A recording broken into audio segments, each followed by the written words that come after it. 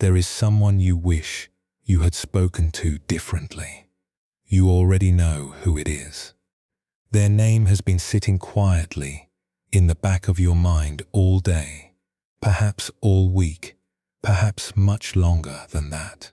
And tonight, as you settle here, we are going to sit with that feeling together. Not to fix it, not to chase it away, but simply to understand it a little better. Tonight, we will follow the thread of words that were never spoken. The things you meant to say. The conversations that ended too soon. The letters that were written but never sent. These are simply stories, drawn from the timeless wisdom of the Buddha, and from quiet corners of the world, where people have been learning to forgive themselves for a very long time. There is nothing you need to understand. There is nothing you need to remember. If you fall asleep before the end, that is not a failure. That is the whole point. You are welcome here, exactly as you are, with whatever you are carrying tonight. And so let us begin with a story about a woman who kept a chair empty for 3 years, even though no one was coming to sit in it. Let us rest here for a moment. Take a slow, deep breath. Let the weight of the day begin to settle. The way dust settles after a door has been closed. There is nowhere else you need to be. When you are ready, we will continue together. There are words that never leave the mouth. They sit just behind the teeth, patient and heavy, like small stones you have been carrying in your pocket for so long that you have forgotten they are there. You reach in, sometimes, and feel their weight, smooth, familiar, unchanged. And you think, I will say it tomorrow. I will say it when the time is right. I will say it when I am brave enough, or calm enough, or sure enough that it will come out the way I mean it to. But tomorrow becomes next week, and next week becomes next year, and next year becomes, well, you know how it becomes. In a town where the river bent twice before reaching the sea, there lived a woman who mended clothes. She had been doing this work for more than 40 years, and her hands knew the feel of every kind of fabric, the rough weave of a workman's coat, the soft cotton of a child's dress, the thin silk of something worn only once and then folded away in a drawer. Her shop was small. Just 2 rooms at the back of her house, with a window that faced the street and a door that she left open in the warmer months so the air could move through.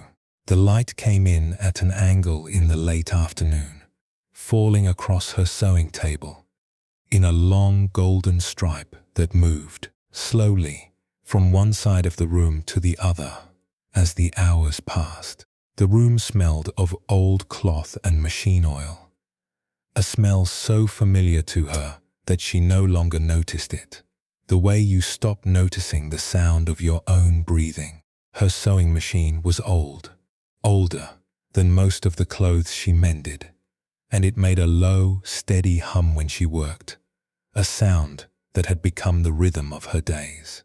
She kept a pair of scissors on a hook beside the window and a small tin of pins on the shelf above the machine, and a chair, a wooden chair with a cushion that had faded from red to a kind of dusty rose, on the other side of the table where her customers would sit, while she pinned and measured and asked them where the tear was, where the seam had come loose, where the button had fallen off. On the windowsill, she kept a small glass jar filled with buttons she had collected over the years, buttons that had come loose from coats and shirts and dresses that people had brought in and never picked up. She did not know why she kept them. They were not valuable, but each one had belonged to someone, had held something together, and throwing them away Felt like a kind of forgetting she was not ready for. But for 3 years now, there had been another chair in the room. A chair that no one sat in. It was pushed against the wall, near the door, slightly turned, as if the person who had been sitting there had stood up just a moment ago and would be right back. It was her sister's chair. Her sister, who used to come every Tuesday afternoon with a bag of almonds and a habit of talking too much about things that did not matter, and who had died 3 years ago in the autumn, after a short illness that no one had expected, least of all the two of them. They had argued the last time they spoke. It was not a large argument, not the kind that shatters windows or sends doors slamming. It was the small, tired kind, the kind that grows between two people who have known each other too long and have stopped being careful with their words. Something about a family dinner. Something about who had been invited and who had not. Something so ordinary that the woman could not, even now, remember exactly what had been said. But she remembered the feeling. She remembered the tightness in her chest, the way her voice had gone flat and hard, the way her sister had picked up her bag and left without finishing her tea. And she remembered standing at the window, watching her sister walk down the street, thinking, I will call her tomorrow. I will call her and we will laugh about this. We always do. She did not call. Her sister did not call. And then, 6 weeks later, there was nothing left to call. One afternoon, near the end of winter, an old man came into the shop. He was tall and thin, with hands that looked like they had spent a lifetime building things. Large knuckles, rough palms, a scar across the left thumb. He was carrying a coat. It was a woman's coat, dark blue, with a torn lining and a missing button, and he held it the way you might hold something that belonged to someone who was no longer here. Carefully, with both hands, as if it might break. I would like this mended, he said quietly. My wife wore it every winter. She has been gone 2 years now, but I cannot. He paused, looked down at the coat, and then back up. I cannot bring myself to put it away. The woman took the coat from him gently. She could feel, in the weight of it, in the way the collar had been turned up and pressed flat again 1,000 times, that this coat had been loved. She laid it on the table and ran her fingers along the torn lining. This is a good coat, she said. She made it last, the old man said. He sat down, not in her sister's chair, but in the customer's chair, and folded his hands in his lap. She never said goodbye, you know. Not properly. She went to sleep one night and simply did not wake up. I spent a long time being angry about that, not at her, at myself, because the last thing I said to her that evening was something about the kitchen light being left on. Of all the things I could have said, the woman looked at him. Her hands had gone still on the coat. And now? She asked. The old man smiled, but it was the kind of smile that has weather in it. Years of rain, years of sun. Now, he said, I notice things. The way she tied the curtains, always in a knot, never a bow. I could never understand why she did that. But every morning, when I see those knots, I think, ah, there you are. She did not say goodbye with words. She said it with knots in the curtains, and with the way she folded the towels in thirds instead of halves, and with a coat that she wore until the lining tore, because she said it still had a few more winters in it. He looked at the coat on the table. The words we do not say, he said, they do not disappear. They just find other ways to arrive. The woman mended the coat that afternoon. She replaced the button and stitched the lining with small, even stitches, the kind her own hands had learned from years of practice. When she was finished, she pressed the coat flat on the table and smoothed it with her palm. Slowly, the way you might smooth a letter before folding it into an envelope. She did not say anything. She did not need to. Her hands had said it for her. Steady, careful, present. And somewhere in the motion of smoothing that coat, something in her chest shifted, just slightly, like a drawer that had been stuck for a long time and had finally quietly come loose. Tonight, if you are lying here with someone's name caught in your throat, someone you wish you had told, just once, what they meant to you, you are not alone in that. Almost everyone who has ever loved someone has a sentence they never finished, a conversation they never started, a three-word truth they carried around for years, like a coin they meant to spend, but never did. And the weight of that unsaid thing can feel enormous in the dark, when the house is quiet and the mind has nothing left to do but remember. But here is what the old man knew, and what the woman with the sewing machine was just beginning to understand. The words do not vanish simply because the mouth did not shape them. They live on in the things you do, in the way you hold a door open for a stranger, in the way you mend what is torn, in the way you keep showing up, morning after morning, even when no one has asked you to. There is a tree, you may have seen one like it, that grows beside still water. A willow, perhaps, or something like a willow, with long, thin branches that bend down toward the surface of a pond, but never quite touch it. The branches hang there, patient, reaching, and every now and then a leaf lets go and falls. It makes no sound when it hits the water, but if you are watching, if you are quiet enough and still enough, you can see the ripple. A small circle, expanding outward, touching the far edges of the pond, and then coming back again, changed, softened, almost invisible, but there. You could sit beside that pond for a long time, watching the willow drop its leaves one by one, and you would begin to notice something. The tree does not reach down to pull the leaves back. It does not lean further, trying to touch what it cannot touch. It simply stands and lets the leaves go when they are ready, and trusts the water to carry them wherever they need to go. The words you did not say are like that. They did not reach the person they were meant for. Not in the way you planned, not in the shape you rehearsed, but they fell, quietly, into the water of your life, and the ripples are still moving.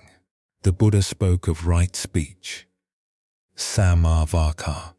It is one of the oldest teachings in the tradition, this idea that our words carry weight, that they land somewhere and leave a mark.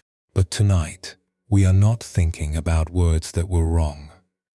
We are thinking about words that simply did not arrive in time. And perhaps what the Buddha was pointing toward is not only the power of what we say, but also the quiet power of what we carry, the unsaid things that shape us from the inside, the way water shapes stone, not by force, but by presence. The Buddha once offered this gentle observation, that mind is the forerunner of all actions. All deeds are led by mind, created by mind, and the thought you have been holding, the I love you that did not make it past your lips, the I am sorry that got stuck somewhere between your heart and your voice, that thought is not wasted. It has been leading you, quietly, toward every small act of kindness you have offered since. You may not have noticed, but the people around you have. Perhaps you know this. Perhaps you have felt it, the way a word can sit inside you for years, not hurting exactly, but present, like a small bruise you keep pressing just to see if it is still there. And if you are feeling that now, lying here tonight, then you are already beginning to understand what the old woman with the sewing machine understood, that carrying is not the same as failing. Sometimes, carrying is the most faithful thing we do. On a mountainside where the mist hung low between the pines, there was a small monastery. It was not a grand place, just a few wooden buildings clustered together on a ridge, with a vegetable garden on one side, and a path that wound down to a village that could barely be seen through the clouds below. The monastery had been there for a very long time, longer than anyone in the village could remember. And the monks who lived there moved through their days with the kind of quietness that comes not from silence, but from having listened for so long that the listening has become a way of being. The oldest among them was a man whose hands trembled slightly when he poured tea, not from illness, but from age, the way a leaf trembles, not because it is afraid of the wind, but because it has been hanging on long enough to know that trembling is simply what leaves do. He woke before dawn most mornings, when the air was still cold, and the light had not yet separated itself from the darkness, and he would sit in the small room beside the kitchen, where a fire was kept burning through the night. The room smelled of pine smoke and old wood, and the only sound was the fire, and, beyond the walls, the deep quiet of a mountain that had been quiet for 10,000 years. Below the monastery, the valley was a patchwork of small fields and stone walls, and in the early mornings, before the sun had climbed above the ridge, the whole landscape was the color of ash and silver, as though the world had not yet decided whether to become itself or to stay in the quiet place between sleep and waking. Birds called from somewhere in the pines, not urgently, but in the unhurried way of creatures who know that the morning will wait for them. One morning, a young woman came up the path. She was not a nun, and she was not dressed for the cold. She had come in a hurry, the kind of hurry that has nothing to do with speed and everything to do with the feeling that if she did not move, she would drown. She asked to see the old monk. She sat across from him in the small room, and for a long time she did not speak. The fire crackled. The mist pressed against the window. "I said something terrible to my mother," she said at last. Her voice was steady, but her hands were not. "Before she died, the last conversation we had, I was angry about something. I cannot even remember what it was now. And I said things that—" She stopped, looked at her hands. "I said things that a daughter should never say." The old monk did not answer right away. He reached for the teapot and poured 2 cups. Slowly, his hands trembling in their familiar way, he set 1 cup in front of her. The steam rose between them. "When I was young," he said, "I had a teacher, a very old man. He taught me everything I know about sitting still, about listening, about the difference between hearing and understanding. And when he was dying, I was not there. I was in another village, doing something that seemed important at the time, but that I cannot remember now. By the time I returned, he was gone, and I never," his voice softened, "I never told him that he had changed my life." The young woman looked at him. "How do you live with that?" she asked. The old monk lifted his tea. He held it with both hands, the way you hold something warm on a cold morning. Not because you are thirsty, but because the warmth itself is the point. I live with it, he said, by pouring tea for people who sit across from me and do not know what to say. I live with it by waking early and tending the fire, so the room is warm when someone arrives who needs warmth. The words I did not say to him, they are still here. I am saying them now. Every time I am kind to someone who does not expect it, I am finishing that conversation. He set the cup down. The fire shifted in the grate, sending a brief warmth across the room. Outside, the first thin light of morning was beginning to separate itself from the mist, turning the window from black to grey to a pale, uncertain white. I will tell you something else, the old monk said. For many years, I thought that my silence was my failure, that if I had been there, if I had spoken, everything would have been different. But I have come to understand that what I carry is not guilt. It is love that had no place to land. And love, even when it has no place to land, does not disappear. It becomes the way you move through the world. It becomes the fire you tend at 4 in the morning. It becomes the tea you pour for a stranger. The young woman's hands had gone still. She looked at the cup in front of her, at the steam that was no longer rising. Whatever words we utter should be chosen with care, the old monk said softly. But the ones we did not utter, they are not lost. They are simply waiting to be lived. They sat together for a long time after that. The tea grew cool in their cups. The mist outside thinned and then thickened again, the way mist does on a mountain, moving in and out like breath. Neither of them spoke. There was nothing more that needed saying. And perhaps, if you are lying here right now, your own breath has slowed a little without you deciding to slow it. That is not something you are doing. That is something your body remembers. The way it remembers how to rest when the mind finally stops telling it what to feel. And somewhere tonight, there is a name you have not spoken aloud in a long time. It is still there. It has not gone anywhere. It is simply waiting, the way all quiet things wait, without urgency, without demand, with nothing but patience and the long, slow certainty that eventually, everything that needs to be said finds a way to be said. The night has grown a little deeper now. The air outside, if you could feel it, would be cooler than it was an hour ago. Let us rest here for a moment. Let the story settle. There is no hurry. When you are ready, we will continue together, because there is another thread I would like to follow tonight, a quieter one. And perhaps a more difficult one. It is about the conversation you have been having with yourself. The one you rehearse at 2 in the morning when the house is dark and the ceiling is the only thing left to look at.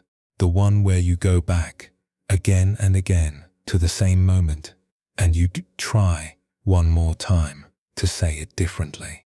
But that is for the next part of our journey together. Let us explore something that you may already know well, perhaps too well. It is the conversation that happens after the conversation is over, the one that takes place in the dark when the house has gone quiet, and there is nothing left between you and the ceiling but the long, unedited replay of something you said, or did not say, or said in the wrong way at the wrong time, to the wrong person. The mind goes back, it rewinds, it tries again, and again.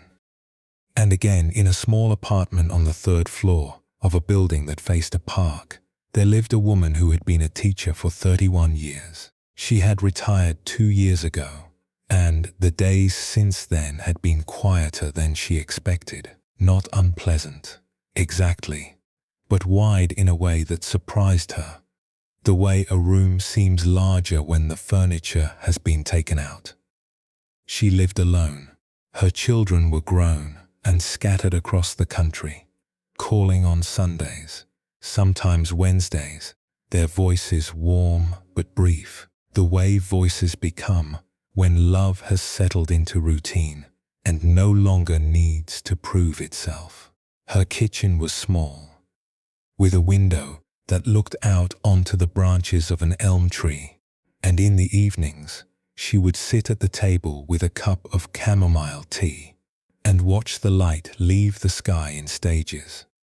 First the gold, then the pink, then the long blue hour that she had come to think of as the most honest part of the day, because it hid nothing and demanded nothing and simply was. The refrigerator hummed in the corner. The clock on the wall ticked with the patient, indifferent rhythm of something that would go on ticking whether she was there or not. The apartment smelled of old books and chamomile, and the faint, clean scent of the soap she used to wash the dishes. Lavender?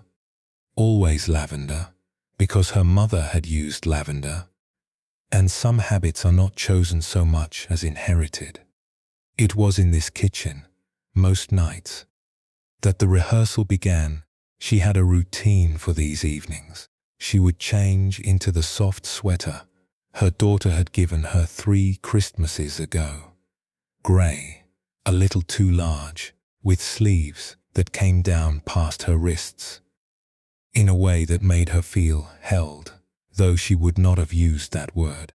She would make the tea, she would sit, and she would wait, not for anything in particular, but in the way that people who live alone learn to wait, which is really just a way of giving the quiet permission to arrive. It always started the same way. She would be washing a cup or folding a napkin, or simply sitting with her hands around the tea, and then, without warning, without invitation, she would be back in the classroom. Room 14, 3rd period. A Tuesday in November, 15 years ago. She could see the fluorescent lights, the green chalkboard, the rows of desks with their carved initials and their wobbling legs. She could see the faces, 23 of them, though most had blurred over the years into a general softness, the way old photographs lose their edges. But one face had not blurred. One face remained as sharp and clear as the day it had looked up at her from the 2nd row. And the expression on that face was something she had never been able to set down.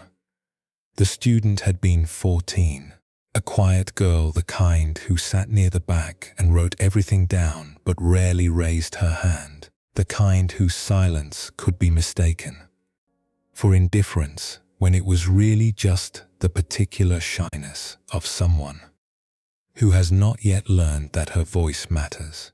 She had turned in an assignment late, 3 days late, and the woman, who was tired that week, who was dealing with something at home that she no longer remembered clearly, had spoken to her about it in front of the class. Not shouting, she had not shouted, but her voice had been sharp and public, and the words she used, words about responsibility, about respect, about what it meant to take something seriously, had landed on that 14-year-old face, like stones landing on still water. The girl's eyes had gone wide, then wet, and then very, very still, and the woman had seen it happen, and had kept talking anyway, because stopping would have meant admitting that she had gone too far, and admitting that in front of 22 other faces felt, in that moment, like something she could not afford. The girl did not come to school the next day. or the day after that. When she came back, she sat in the same seat and took the same notes, but something had closed. A door, somewhere behind her eyes, had been shut, and the woman knew. She knew even then that she had been the one to close it 15 years. And still, most nights, the rehearsal, she would rewrite the scene in her mind. Say it differently, say it gently, say it privately after class, with the door closed and her voice soft. She would imagine the girl's face relaxing, the door staying open. She would imagine being the teacher she had meant to be, instead of the teacher she had been for 30 seconds on a Tuesday in November. And then the tea would be cold, and the kitchen would be dark, and she would be 62 years old, and alone with a memory that would not stop asking to be replayed. She had tried, over the years, to stop the rehearsal. She had tried thinking about other things. The garden, the grandchildren, the novel she had been reading for 3 months without getting past chapter 4. She had tried telling herself that it was a small thing, that teachers say sharp things every day, and the world does not end. But the mind is not interested in proportion. The mind is interested in what it has not finished. And this one moment, this one face, felt unfinished in a way that no amount of reasoning could smooth away. One afternoon in early spring, she went to the mailbox. There were the usual things: a bill, a flyer for a grocery store, a catalogue she had not ordered, and a letter.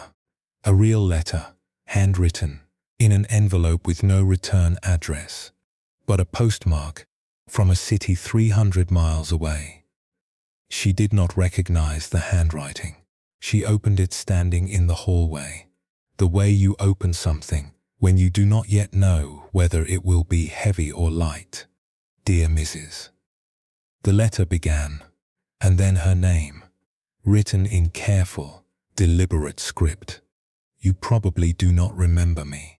I sat in the second row of your third period class, and one November you said something to me, in front of everyone, that I carried for a long time.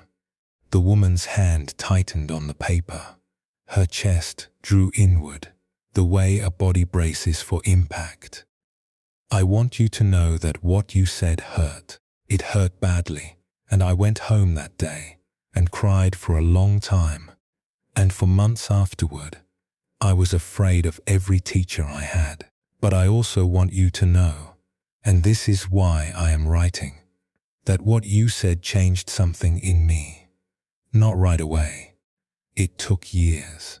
But the sharpness of it, the fact that someone I respected had looked at me and said, "This is not good enough," it woke something up. I stopped hiding. I stopped handing things in late. I stopped waiting for someone to notice me, and started deciding to be noticed. I am a teacher now myself, and I think about you more often than you would guess. Not with anger. I got past the anger a long time ago. I think about you with something closer to gratitude. Complicated, imperfect gratitude. The kind that comes from knowing that the people who change us are not always gentle about it. I hope you are well. I hope you are resting. You did more good than you know. The woman stood in the hallway for a long time.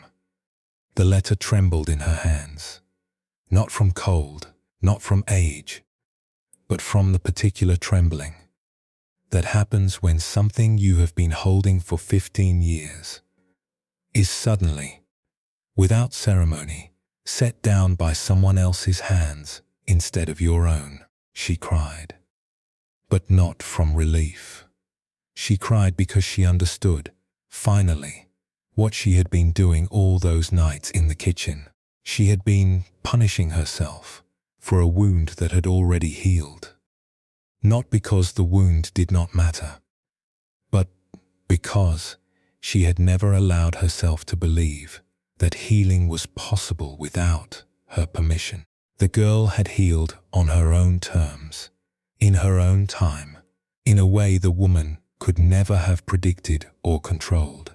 And the 15 years of rehearsal, the rewinding, the re-editing, the nightly courtroom in the kitchen, had not been justice. It had been a kind of arrogance, the belief that she was so powerful that one sharp sentence on a Tuesday afternoon could break a person forever. She folded the letter. She placed it on the kitchen table beside the cup of chamomile tea that had gone cold hours ago. She turned off the light, and, for the first time in a very long time, the darkness that filled the kitchen did not feel heavy. It felt like the darkness that comes after a long day of honest work, not empty, but earned. The Buddha once offered this quiet, ancient observation that hatred is never appeased by hatred in this world. By non-hatred alone is hatred appeased. This is a law eternal. And perhaps tonight, the hatred he was speaking of is not the kind that burns between enemies or across borders. Perhaps it is the quieter kind.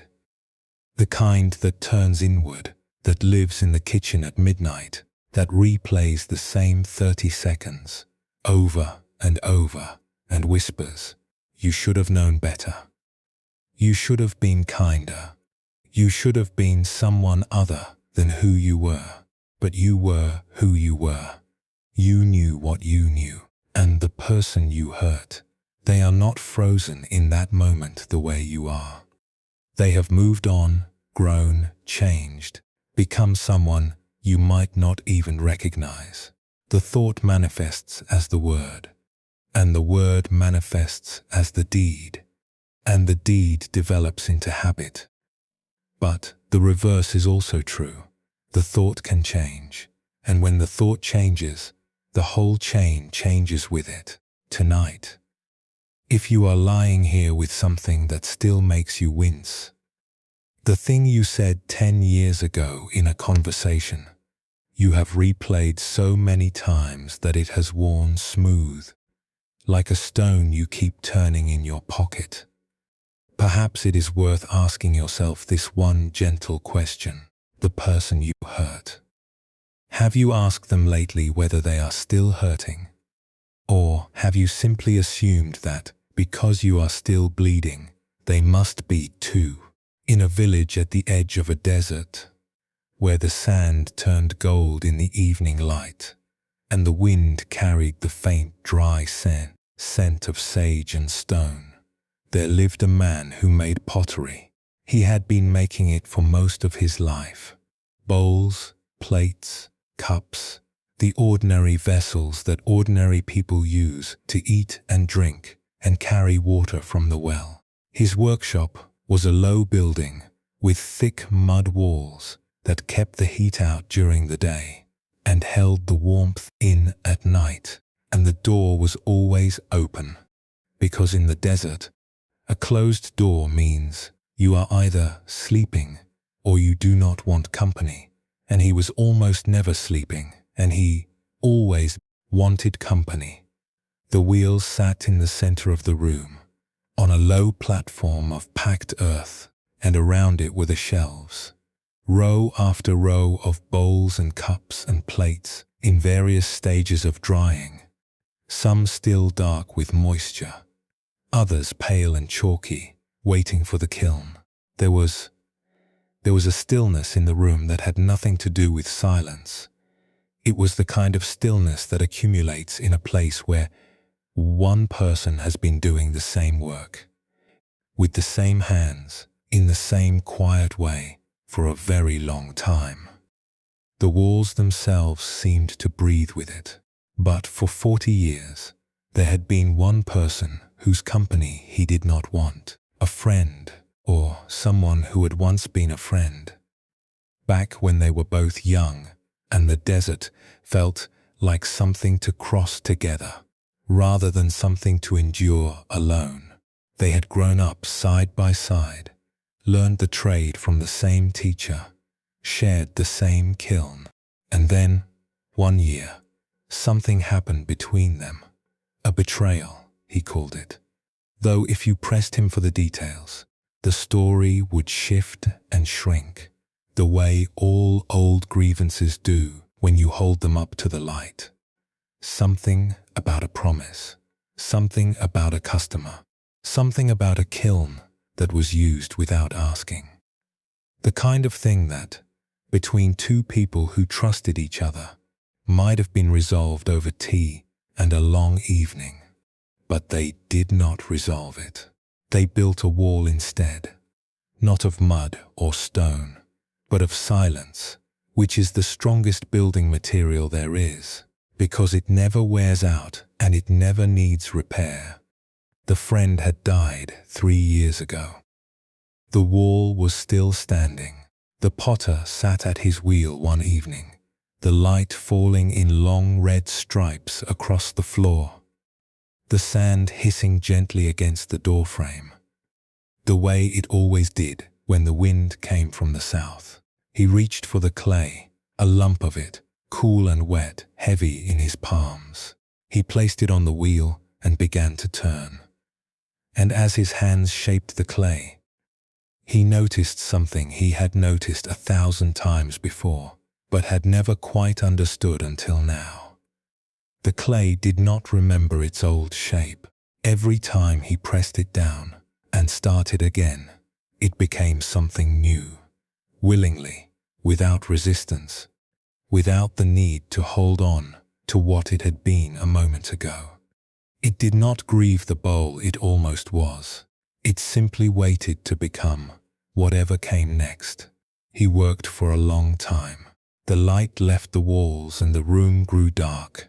And still he worked, shaping and pressing and smoothing, until what emerged from his hands was a small, simple bowl. Not his finest work, not his most elegant, but it was made with the kind of attention that only comes when you are making something for someone who will never hold it. A conversation in clay, a letter that would never be read, an apology shaped not with words, but with the slow, careful pressure of two hands that had finally stopped, clenching. He set the bowl on the shelf, beside the others.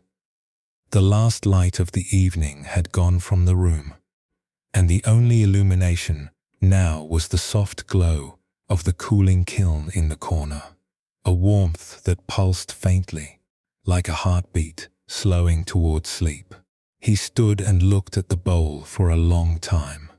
It was not beautiful. It was not meant to be. It was simply made with care, made with attention, made with the quiet understanding that some things are created not to be used, but to be released. The bowl was empty, and that, he decided, was enough. There is an old story, very old, from the Zen tradition, about a monk who goes to his teacher after morning meal. "Teacher," he says, "I have finished eating." The teacher looks at him and says, "Then go wash your bowl." That is the whole story. There is nothing else. The monk has eaten, the bowl is empty. The only thing left to do is wash it. And perhaps tonight, lying here, you have already eaten the meal.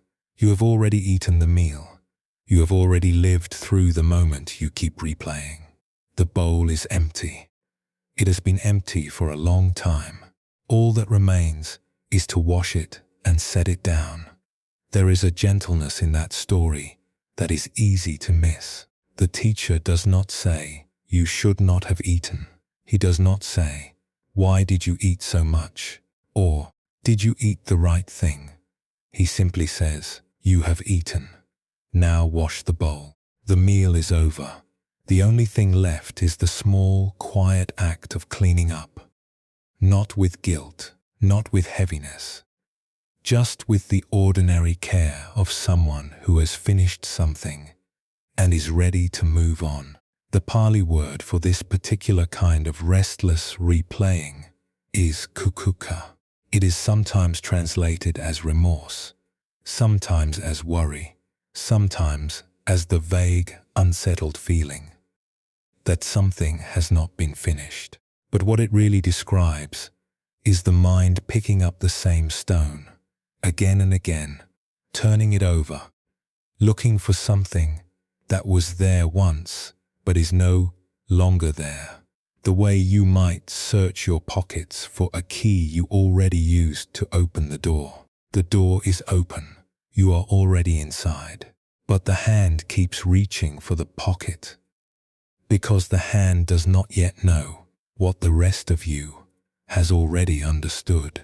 And if, right now, you notice that your jaw has softened, just slightly, just enough that the teeth are no longer pressing together quite so hard, that is not something you decided to do. That is your body beginning to set something down. Not all of it, not yet, but enough for tonight, enough to breathe a little more easily, enough to let the hands rest in the lap instead of reaching for the pocket one more time. Let us rest here for a moment. Take a slow breath. Let the weight of what we have been listening to settle, the way sand settles after the wind has passed, not disappearing, but finding its place. What we have been exploring tonight is something very old and very human.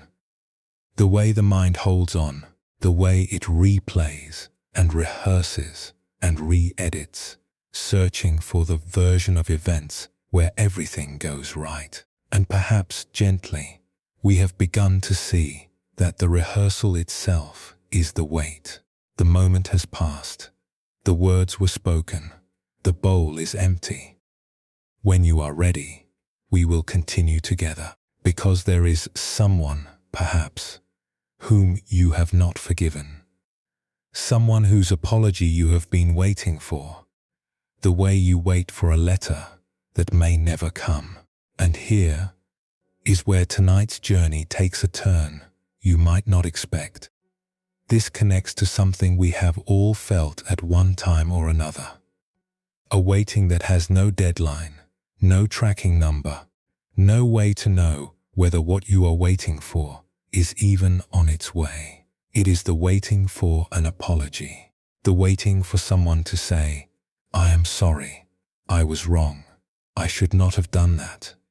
And the particular heaviness of realizing, slowly, that the words may never come. In a small town where the coast curved inward like a cupped hand, there lived a woman who made bread. She had been making it for 26 years, long enough that her body knew the work before her mind did, the way a river knows its banks, without needing to think about where to turn. She woke at 3:30 every morning, when the town was still, asleep, and the only light in the street was the yellow glow from her shop window, a single warm square in a long row of darkened houses. The air outside smelled of salt and damp stone, the particular smell of a place where the sea is always close, even when you cannot see it. Inside, the shop was warm. The ovens had been heating since she set them the night before, and by the time she arrived, the walls themselves had taken on the warmth, radiating it gently, the way a person who has been sitting by a fire for a long time radiates warmth even after they stand up and move away. The counters were wooden, scrubbed pale from years of flour and water, and the floor was stone, old stone, uneven in places, with a dip near the door, where 26 years of footsteps had worn it smooth. She kept the radio off. She had tried it years ago, but the voices felt wrong in the early dark, too bright, too certain, too full of opinions about things that did not matter at 4 in the morning. The silence was better, the silence and the sound of her hands in the dough. A soft, rhythmic pressing, almost like breathing, almost like a heartbeat, the most patient sound in the world. The dough was warm under her palms. Flour dusted the backs of her hands, settled in the creases of her knuckles, turned her fingertips pale. She worked it slowly, folding, pressing, turning, folding again. And with each fold, something in her shoulders loosened, the way a knot loosens when you stop pulling at it, and simply let it. The smell of raw dough and melting butter filled the room, mixing with the deeper, older smell of the ovens, a smell like warmth itself. If warmth had a scent, dry and golden and patient. Every morning, she made the same number of loaves, 14 for the shop, 2 for herself, and one small round loaf the size of a hand, that she set aside on a separate shelf near the window, wrapped in a cloth, where it would sit all day and grow cool and firm, and eventually, in the evening, be taken to the back room and left on the counter overnight, and in the morning, thrown away to make room for a new one. It was her daughter's loaf. Her daughter, who had not come home in 2 years. The argument had been ordinary. That was the part that still surprised her. How something so small could break something so large. It had been about the shop, about whether to sell it, whether to modernize, whether the bread was enough, or whether the world had moved on and left the bread behind. Her daughter had said things about the future, about being practical, about not wanting to inherit a life that smelled like flour and ended at 3 in the morning. And the woman had said things back, things about loyalty, about roots, about the difference between leaving and abandoning. Neither of them had meant the worst of what they said, but neither of them had taken it back either. And the conversation had ended the way so many conversations end between people who love each other too much to be careful. With a door closing, and then a car starting, and then a long, long silence that was louder than anything either of them had said. She waited for the call. She checked her phone in the mornings, before the flour was on her hands, and in the evenings, after the shop was closed, and the counters were wiped, and the ovens were cooling. She did not call herself. She was not sure why, perhaps because the last words had been her daughter's, and it felt, in some stubborn, ancient way, like the next words should be her daughter's too. Perhaps because she was afraid of what she might hear, or worse, of hearing nothing at all. Perhaps because waiting, after a while, becomes its own kind of company, a familiar ache that you carry the way you carry a stone in your shoe. You could stop and take it out, but stopping would mean admitting that you have been walking wrong, and admitting that feels harder than the stone. 2 years of loaves, 730 small round breads, wrapped in cloth, set aside, grown cold, thrown away. 730 mornings of reaching for the flour and thinking, today, maybe today, and then not today, and then tomorrow, maybe tomorrow.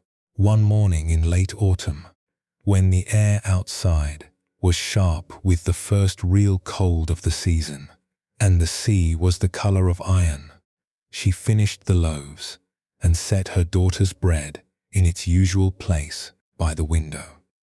She stood for a moment, looking at it. It was perfectly made. She could not help that. Her hands would not allow anything less.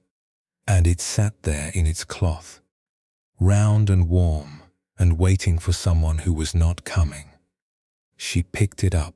She carried it outside, through the back door, down the narrow path that led past the garden wall to the place where the land dropped away and became beach. The sand was cold under her shoes. The wind came off the water and pushed against her coat. She could hear the gulls, always the gulls, circling and calling in their sharp, restless way, the way they had been circling and calling since long before the town existed, and would go on circling and calling long after it was gone. She broke the bread, not with anger, not with ceremony, just the way you break bread, simply, with both hands, letting it come apart where it wanted to come apart. She held the pieces up, and the gulls came. They came from everywhere, from the rocks and the rooftops and the grey sky, and they took the bread from her hands and from the air around her. And for a few seconds, the morning was full of wings and sound, and the sharp, clean smell of the sea. And standing there, with her hands empty, and the wind in her hair, and the last crumbs falling from her fingers, preserved for more than 2,000 years, she understood something that she had not been able to understand in the warmth of the kitchen. Waiting for her daughter's apology had become a kind of holding, not of her daughter, but of herself. She had been holding herself in the position of the one who was wronged, the one who was owed, the one who could not move until the debt was paid. And the debt, she saw now, was never going to be paid, not because her daughter did not care, but because her daughter was carrying her own weight, her own silence, her own 700 loaves that she had baked in her own way and set aside in her own window. They were both waiting, they were both holding, and neither of them could put it down as long as they believed the other one had to go first. Letting go, she realized, did not mean her daughter was right. It did not mean the argument did not matter. It did not mean the hurt was not real. It simply meant, I do not want to carry this anymore. Not because it is too heavy, but because my hands are tired, and there are other things I would like to hold. She stood on the beach for a long time after the gulls had gone. The wind settled.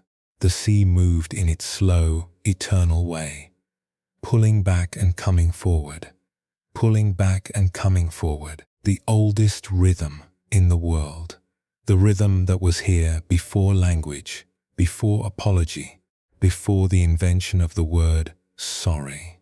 Her hands were empty. Her coat smelled of bread and salt, and the morning, for the first time in 2 years, felt like a morning, not like a waiting room. The Buddha observed long ago that those who hold on to thoughts of he abused me, he struck me, he overpowered me, he robbed me, those who harbor such thoughts do not still their hatred. And perhaps tonight the word hatred is too strong for what you are feeling. Perhaps it is not hatred at all, but something quieter, a tiredness, a disappointment, a small, persistent ache that lives in the place where trust used to be.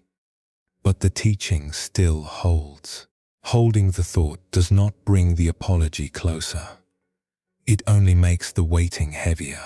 Tonight, if there is someone whose apology you have been waiting for, a call that has not come, a letter that has not arrived, a conversation that ended in the wrong place and has stayed there ever since, you are not wrong for wanting it. The wanting is human.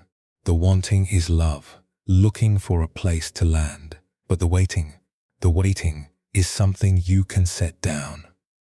Not forever, not all at once, just for tonight.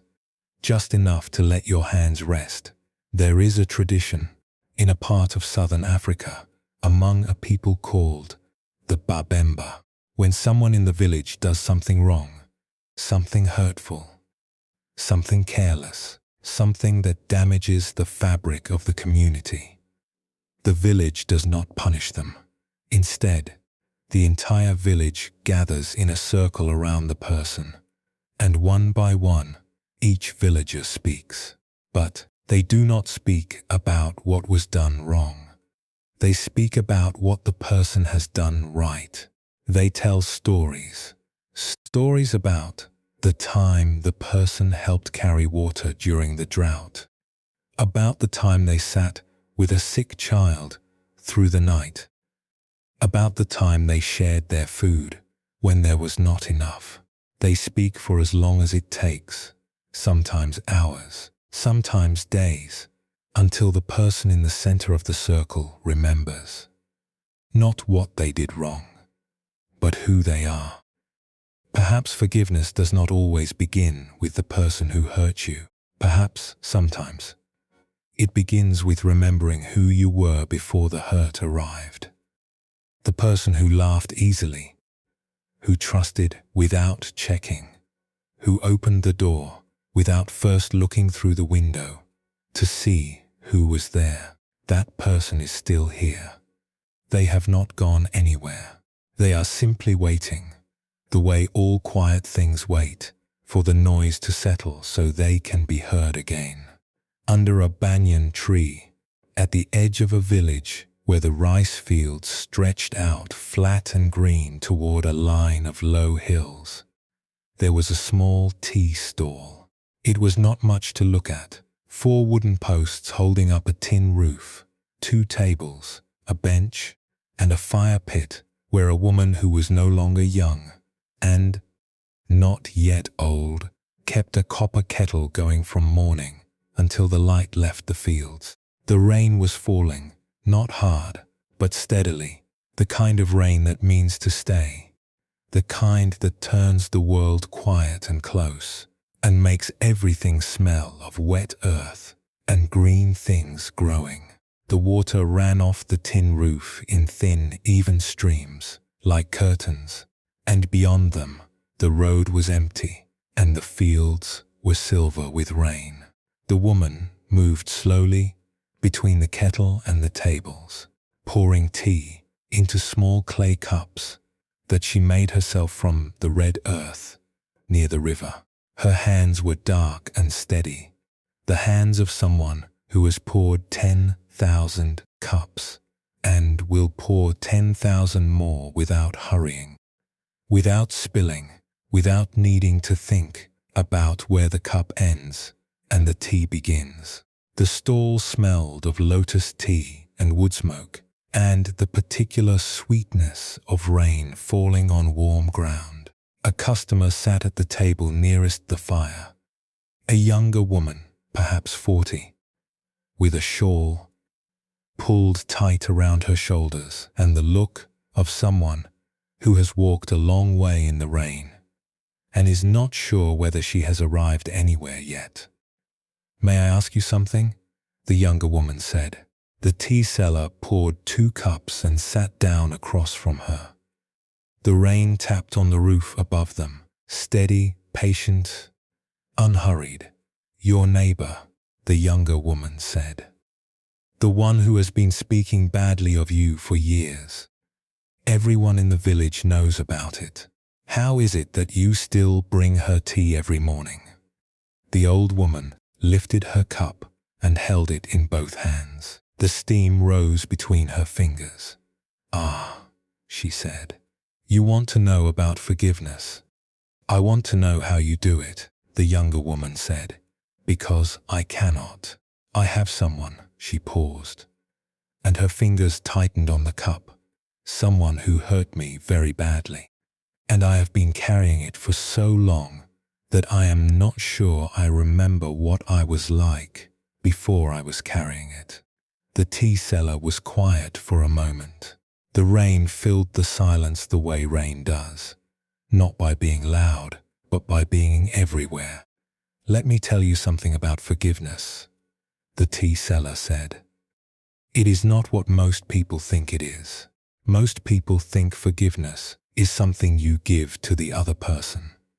A gift, a pardon, a kind of spiritual generosity. And sometimes it is. But most of the time, forgiveness is not for them at all. Forgiveness is this." She set her cup down and held up her empty hands. It is putting the bag down. It is putting the bag down so that your hands are free. Free to pour tea, free to hold your grandchild, free to open a door without first checking whether the person who hurt you is on the other side. But what if they do not deserve it? The younger woman asked. The tea seller smiled. It was a small smile, the kind that has been shaped by a long life of watching people ask the same question she had once asked herself. If someone hits you with a stick, she said, you are angry at the person, not the stick. But think about it. The person was hit first. They were hit by anger, or by fear, or by their own pain. And that pain swung their arm the way a wind swings a branch. You would not be angry at the branch. You would not demand an apology from the wind. So why do we ask it of the person when the person was just the stick? The younger woman did not answer. She looked down at her tea. The rain continued, gentle and constant, and a leaf from the banyan tree fell into her cup and floated there, turning slowly, the way things turn when the water is still enough to let them. The tea seller reached across the table and lifted the leaf out with 2 fingers. She set it on the edge of the table, where the rain would wash it away. You do not have to forgive today, she said softly. You do not have to forgive this year, but you might start by noticing how heavy the bag is, just noticing. That is all. The rest will come when it is ready. The way the rain comes, not because we asked for it, but because the clouds were full. The rain eased, not all at once, but in stages, the way all heavy things ease, slowly, without announcement, until you look up and realize the sky is lighter than it was an hour ago. The tea seller poured 1 more cup. She did not ask whether the younger woman wanted it. She simply poured, the way she poured everything, quietly, with both hands, with the kind of attention that makes the smallest act feel like a prayer. And the younger woman drank, and the tea was warm, and the world outside was green and dripping and new. In the way that everything is new after rain, there is a word the Buddha used again and again, khanti. It is usually translated as patience, but it is closer to something like the willingness to hold still when everything in you wants to run, or to shout, or to slam the door, or to pick up the phone and say the sharp thing that has been forming in your mouth for months. Happy indeed we live, the Buddha said, friendly amidst the hostile. Amidst hostile people we dwell free from hatred, not free from hurt, not free from memory, but free from the need to carry the hurt like a weapon, ready to be used. Khanti is what happens when you put the weapon down. Not because the battle is over, but because you are tired of fighting, and the fighting has not brought you any closer to peace. Tonight, if there is a phone that has not rung, a doorbell that has stayed silent, an inbox that remains empty, where you keep hoping to find the words you need to hear, you are allowed to stop checking. Not because the words do not matter, they do, but because the checking has become its own kind of weight, and the weight is something you can set down without setting down the love. The love stays. The love has always stayed. It is only the waiting that exhausts you, and perhaps, without deciding to, your hands have unclenched, just a little, just enough that the fingers are no longer pressing into the palms quite so hard. That is not something you chose to do. That is something your body has been trying to do for a long time, and, tonight in the quiet, it finally found the room. Let us rest here for a moment. Take a slow, deep breath. Feel the weight of the blanket, or the pillow, or whatever is holding you, right now. Notice what has begun to soften. There is no hurry. When you are ready, we will continue together. And perhaps the most difficult forgiveness of all, more difficult than forgiving the one who hurt you, more difficult than forgiving the one who never apologized, is the one you have been refusing to offer yourself. The forgiveness for being imperfect, for being human, for doing the best you could with what you knew at the time, even when the best was not very good. That is where we are going next. And there is no rush to get there. We speak of forgiveness as if it were a single moment, a grand, luminous turning point, like a door swinging open or a light coming on in a dark room. But in truth, forgiveness almost never arrives that way. It arrives the way morning arrives, so gradually that you cannot point to the exact moment when the darkness became light. 1 minute the sky is black, and then it is gray, and then it is something else entirely. And you realize that you have been watching it change without knowing you were watching. There was a woman who kept a small wooden box on the shelf beside her bed. The box was old, older than her marriage, older than her children, older than most of the furniture in the house, which had been replaced and rearranged so many times that the rooms no longer looked like the rooms she remembered. But the box had stayed. It was dark wood, with a brass clasp that had gone green with age, and it was locked. She had the key, a small, thin key, on a chain that she kept in the top drawer of her dresser, beneath her stockings, in the place where women of her generation kept the things they did not want found, but could not bear to throw away. Inside the box was a letter. She had written it 30 years ago, on an evening when the hurt was still fresh, and the words came fast and hot and true, in the way that words only come when you are not thinking about whether they should be said. It was addressed to someone who had wounded her. The details do not matter now, and perhaps they never mattered as much as she thought they did at the time. What mattered was the feeling of betrayal, of injustice, of having given something precious to someone who did not know how to hold it. She had written it all down, every sharp and shining word, and then she had folded the letter and put it in the box and locked it and put the key away. She had never sent it. She had never opened the box again, but she had kept it. For 30 years, she had kept it the way you keep a scar, not because you want it, but because it is part of the story now. And removing it would mean admitting that the story has changed. One evening, a quiet evening, the kind that comes in late autumn, when the light is thin and gold, and the air smells of leaves and something ending. She took the key from the drawer. She sat on the edge of the bed. She opened the box. The letter was still there, but it had changed.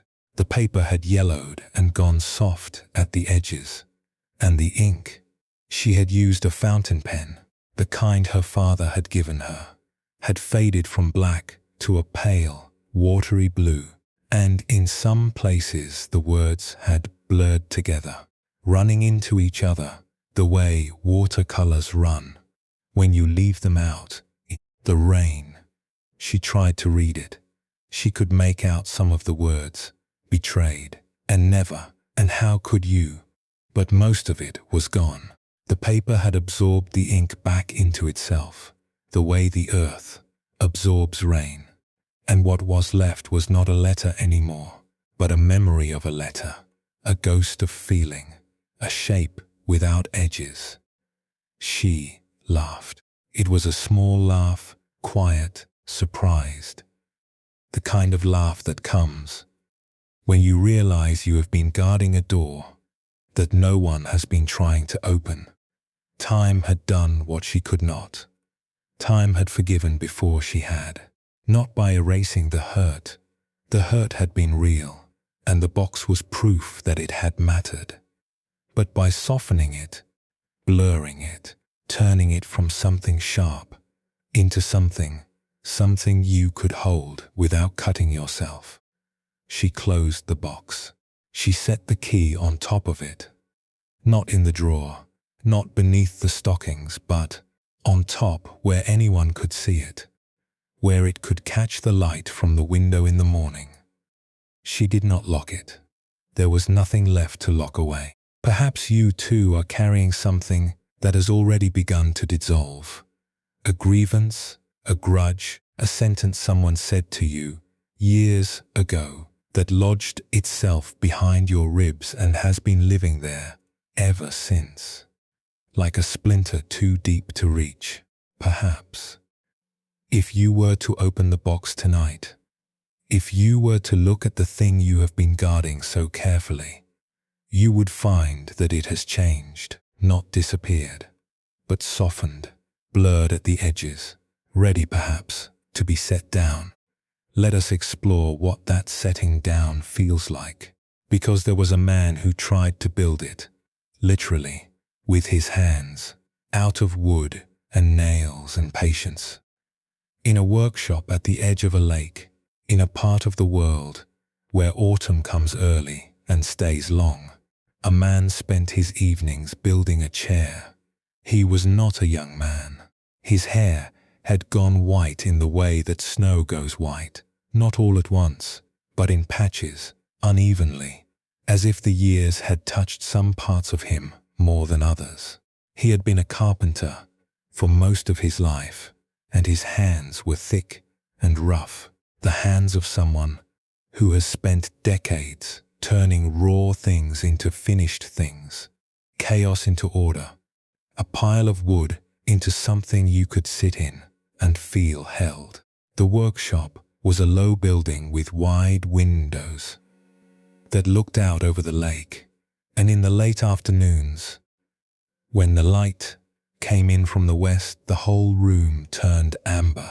The sawdust in the air, the tools on the wall, the half-finished projects on the bench, all of it glowing, as if the room itself were made of something warm. The floor was covered in wood shavings, pale curls of oak and pine and cedar that crunched softly underfoot and smelled of the forest they had come from, a clean, bright, living smell that was the opposite of decay. On the workbench, the planes and chisels were arranged in a row, each one in its place, each one sharpened and oiled and ready, the way a surgeon's instruments are ready, not from obsession, but from respect for the work. He was building a rocking chair, not for a customer, not for a grandchild. He was building it because 20 years ago, on an evening he would give anything to unlive, he had destroyed one. It had been his wife's chair, a simple thing, pine, with curved runners, and a high back, and a seat that had been worn smooth by years of sitting. She had loved it. She would sit in it in the evenings after dinner, with a book or with nothing at all, just rocking slowly, the way you rock when you are not trying to go anywhere, but simply trying to feel the motion of being alive. The chair creaked when she rocked, a small rhythmic sound, like a cricket, like a heartbeat, like something breathing. He had broken it in a moment of anger. The anger itself was not important. It was the kind that builds over weeks and months, the slow accumulation of small frustrations and unspoken resentments that every long marriage collects the way a roof collects leaves. He does not remember what he said. He remembers the sound, the crack of wood, the sharp splintering, the sudden silence that followed, which was worse than the breaking, because it meant the creaking had stopped. His wife looked at him. She did not shout. She did not cry. She looked at him the way you look at rain. Not with anger, not with surprise, just with the quiet recognition that this is what is happening now. And there is nothing to do but wait for it to pass. And then she went to bed. The next morning, she was ill, not from the argument, from something that had been growing inside her for months, something neither of them had known about. She was ill for a long time, and then she was not ill anymore, because she was not there anymore. And the broken chair sat in the corner of the workshop like a wound that would not close. So 20 years. He had spent 20 years building a new one, not because it took 20 years to build a chair. He could build a chair in a week. But because every time he started, his hands would shake, and the wood would not feel right, and the measurements would be off by fractions that only he could notice, and he would take it apart and start again. He was not building a chair. He was building an apology. And apologies, when they are made of wood and grief and 20 years of silence, take exactly as long as they take. On an evening in late autumn, with the lake flat and silver outside the window, and the last light turning the sawdust to gold, he finished. He set the chair on the floor. He stepped back. He looked at it. And then, slowly, with the care of a man who knows that some moments only happen once, he sat down. The chair rocked, and it creaked. The same small imperfect sound, not identical, because no two pieces of wood are the same, but close. Close enough. The kind of close that carries something in it, the way a voice carries something that words alone cannot hold.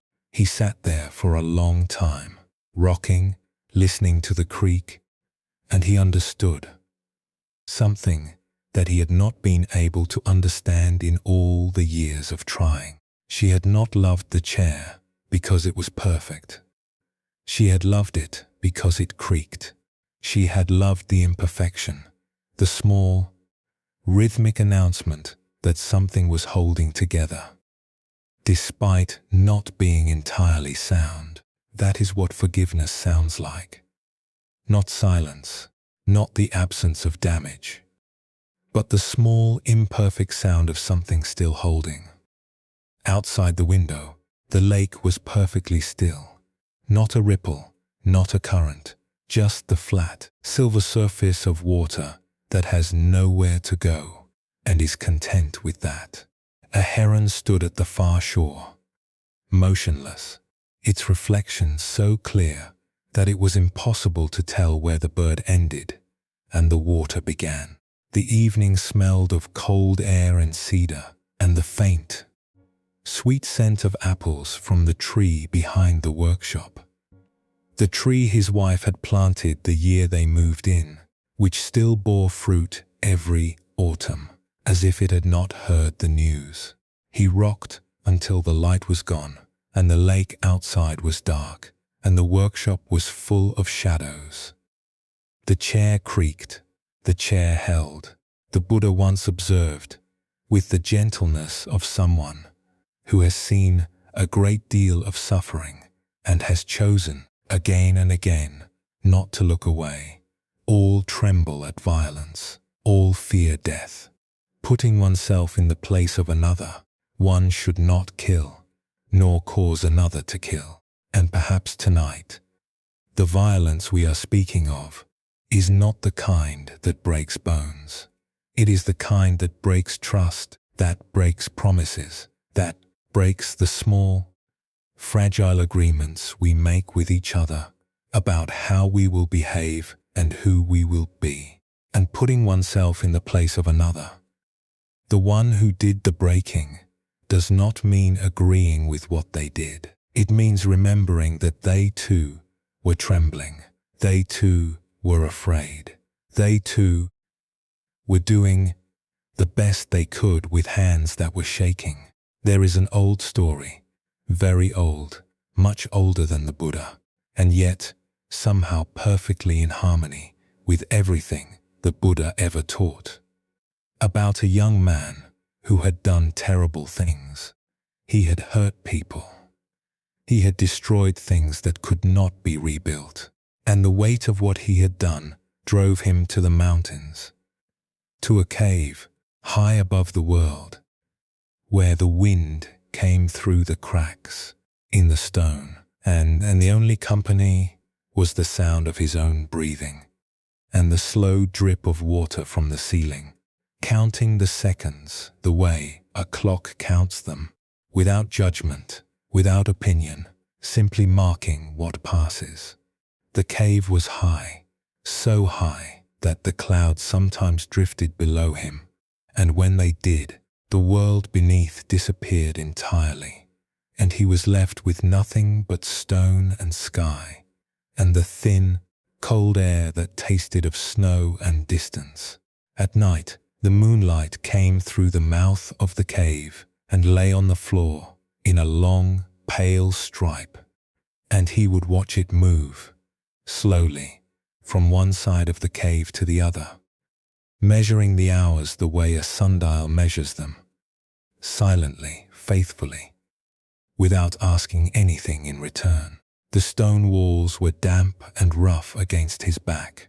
His clothes had worn thin. His hands, which had once been capable of such harm, rested on his knees, palms up, open, empty. The posture of someone who has nothing left to hold and has discovered that having nothing to hold is its own kind of freedom.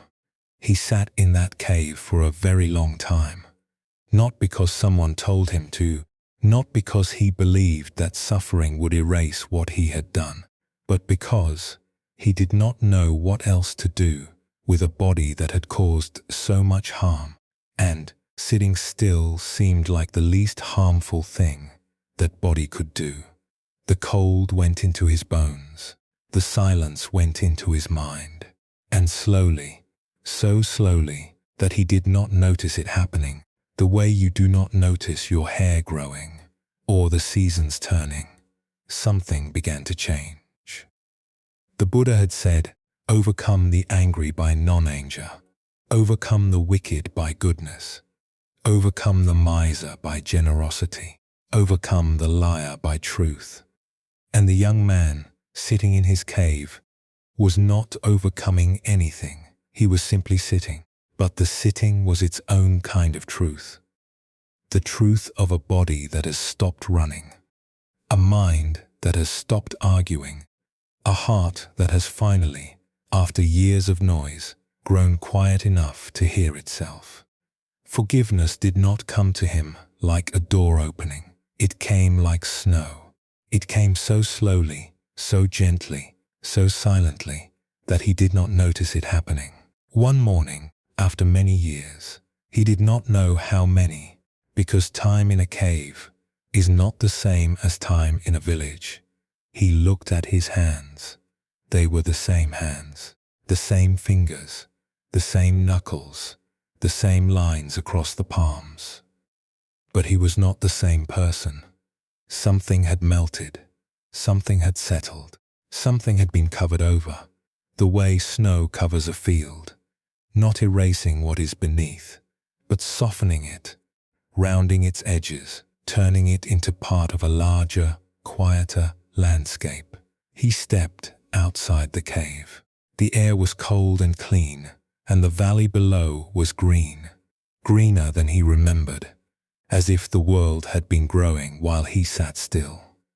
Birds moved through the pines. A stream he had not noticed before ran somewhere nearby, its sound small and constant, like a conversation that has been going on for 1,000 years, and does not need anyone to listen in order to continue. He came down from the mountain. He did not come down healed. He did not come down forgiven. He came down changed, and the change was enough. There is a quality the Buddha spoke of often, a quality he placed alongside compassion and joy, and loving kindness as one of the 4 great dwellings of the heart. He called it upekkha. It is sometimes translated as equanimity, sometimes as balance.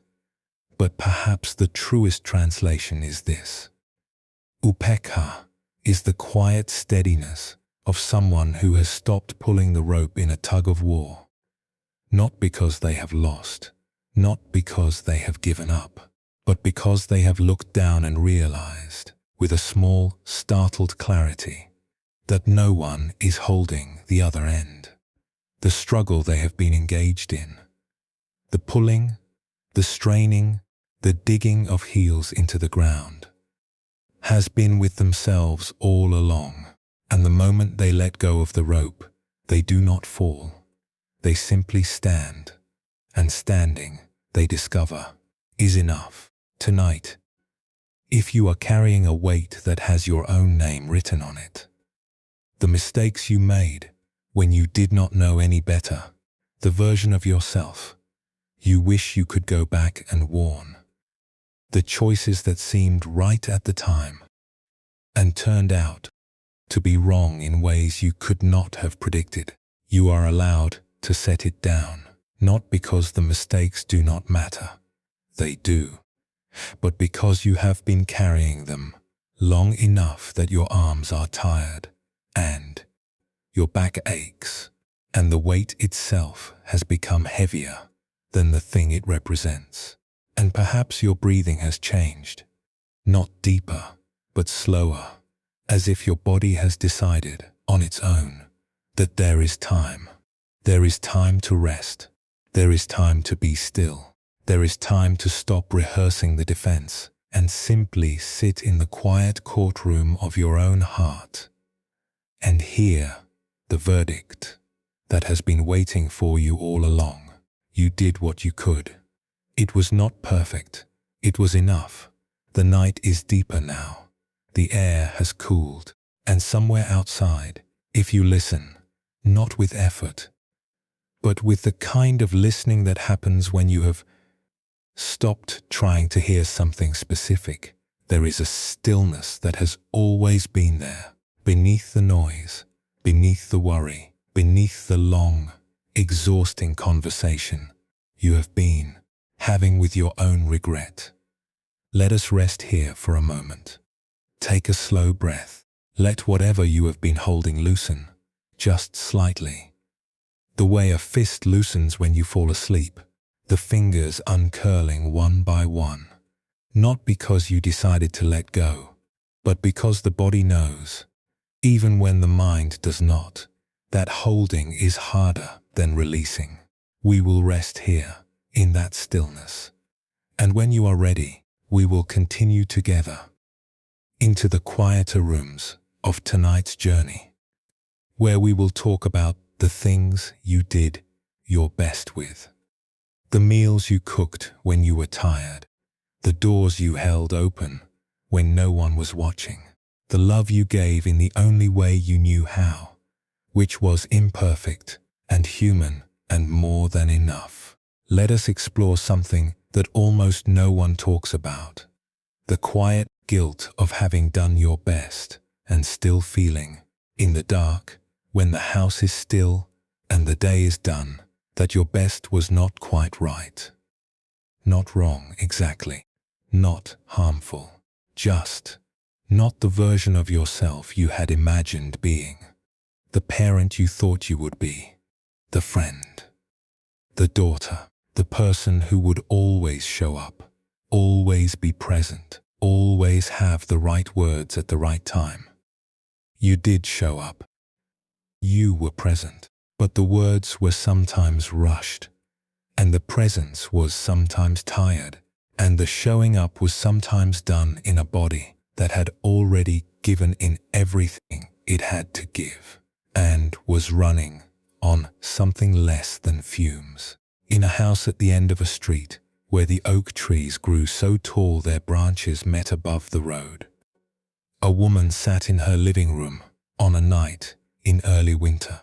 The house was quiet, the kind of quiet that settles into a place after the children have grown and moved away and the rooms that used to hold their noise now hold something else, something lighter and heavier at the same time, like the echo of a bell that was rung years ago and is still faintly ringing. She was 60 years old.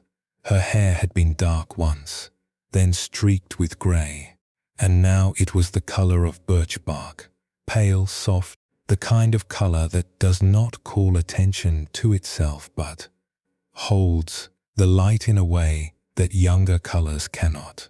On her lap was a photo album. It was old.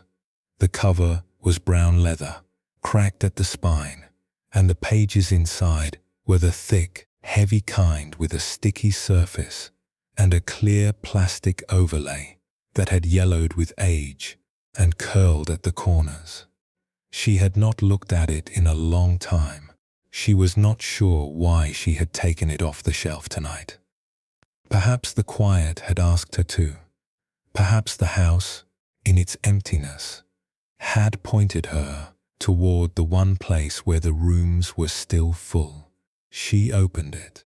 The first page was a photograph of her daughter at 3 years old, standing in the backyard in a yellow dress, holding a dandelion, laughing at something outside the frame.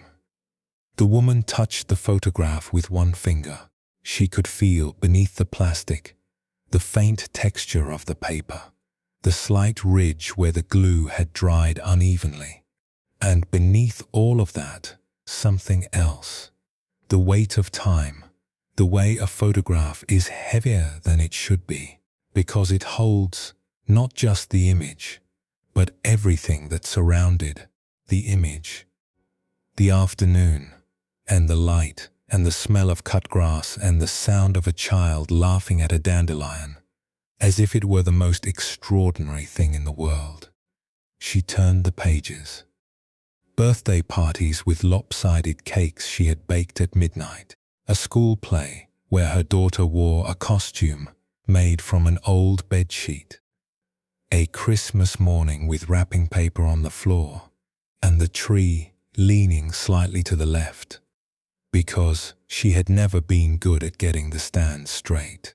Each photograph was a small, bright square of evidence, evidence that she had been there, that she had tried, that she had shown up, with frosting on her hands, and thread in her hair, and love in her chest, that was larger than her ability to express it. But between the photographs, there were gaps, empty squares, where photographs should have been. The first day of 4th grade, she had been working a double shift at the hospital. The school concert in May, she had been called in for an emergency. And by the time she arrived, the auditorium was dark and the chairs were being folded. The soccer game, the art show, the science fair. She had been there for some of them. She had missed others. And each empty square felt, tonight, like a small accusation, not from anyone else, but from the version of herself who had believed when her daughter was 3 years old and laughing at a dandelion that she would never miss anything. She had been a good mother. She knew this the way she knew her own name, not because anyone told her, but because the evidence was everywhere, in the photographs and in the spaces between them, in the daughter who had grown up kind and strong and capable of love. But knowing and feeling are different countries, and tonight, sitting in the quiet house with the album on her lap, she was in the country of feeling, where the empty squares spoke louder than the full ones. And the words she remembered most clearly were the two she had said, more often than any others: I am busy, not I do not love you, not I do not care, just I am busy, which was true, which was always true, and which her daughter had heard over and over, in the particular way that children hear things, not as information, but as weather. I am busy was the climate she grew up in, and the woman sitting here now, 60 years old and finished being busy. Wished, not that she had done things differently, because she had done what the life in front of her required, but that she had found, somehow, a few more minutes to sit on the floor, a few more minutes to listen to the story about the caterpillar, a few more minutes to be the mother in the photograph instead of the mother behind the camera, always framing the shot, never quite in it. The phone rang. It was late. Later than her daughter usually called, and the woman picked it up with the small flutter of worry that all mothers carry in their chest when the phone rings after dark, the flutter that never goes away, not even when the child is 35 and has children of her own. "Hi, Mum," her daughter said. Her voice was warm and ordinary, the voice of someone calling, not because something had happened, but because something had not happened, and the not happening was the kind of evening that makes you want to hear your mother's voice. "I have a weird question." The woman smiled. She closed the album on her lap. "Go ahead. That cake you used to make. The one with the apples and the cinnamon, the one you made for every birthday until I moved out. What was the recipe?" The woman was quiet for a moment. She could feel something shifting in her chest. Not pain, not relief, but something in between. Something that felt like a key turning in a lock she had forgotten. Was there? Her daughter did not remember the missed concerts. Her daughter did not remember the empty squares. Her daughter remembered the cake. The apple cake with too much cinnamon that she made at midnight. Because the mornings were never long enough. The cake that filled the kitchen with a smell so warm and sweet that it reached the bedrooms upstairs and settled into the blankets and the pillows and the dreams of a child who did not know and did not need to know how tired her mother was when she made it. "Oh, honey," the woman said. She could hear herself smiling. Her voice had gone soft in the way that voices go soft when they are carrying something too large for words. "I will write it down for you. I will write it all down." She set the album on the shelf when the call was over. It was lighter than it had been when she took it down. Or perhaps she was lighter. It is hard to tell the difference, sometimes, between the weight of a thing and the weight of the way you hold it. The Buddha, in one of the most beloved passages in all of Buddhist literature, offered this image. Even as a mother protects with her life her child, her only child, so with a boundless heart should one cherish all living beings. It is a teaching about compassion, about extending the fierce, instinctive love of a mother outward, to everyone, to all creatures, to the whole trembling world. But tonight perhaps the teaching turns inward, because you have been that mother. You have protected with your life. You have gotten up in the dark and gone to work and come home and made the cake and folded the laundry and checked the locks and kissed the foreheads and done it all again the next day and the day after that and the day after that, for years, for decades, until the doing became invisible, even to you, and the living being you have forgotten to cherish, the one you have been protecting last, feeding last, forgiving last, is you, tonight. If you are lying here, reviewing the things you wish you had done differently, the mornings you got up when your body begged you to stay in bed, not because you wanted to, but because someone needed breakfast, someone needed a ride to school, someone needed you to be standing in the kitchen with your eyes half open and your heart all the way open. then perhaps it is worth remembering this. You were not the perfect parent. You were not the perfect friend. You were not the perfect anything. But you were there, and being there, when there was barely enough of you left to be anywhere, was its own kind of miracle. The small, exhausted, uncelebrated kind. There is a creature, you have seen it 1,000 times without stopping to really look at it, that spends its entire life in motion. The honeybee. It wakes with the light and flies until the light is gone, visiting flower after flower after flower, carrying pollen on its legs in small, golden bundles that look, if you get close enough, like tiny saddlebags packed for a journey. It does not plan its route. It does not make lists. It does not lie awake at night, wondering whether it visited enough flowers, whether it missed the important ones, whether the hive is disappointed in its performance. It simply flies. It does what it can, with the body it has, in the time it is given. And when the day is over, it goes home, and the hive is warm, and the honey is sweet, and no one asks the bee to account for the flowers it did not reach. Perhaps tonight, you can let yourself be the bee. Not the bee that worries about the flowers it missed. The bee that comes home with what it has and finds that what it has is enough.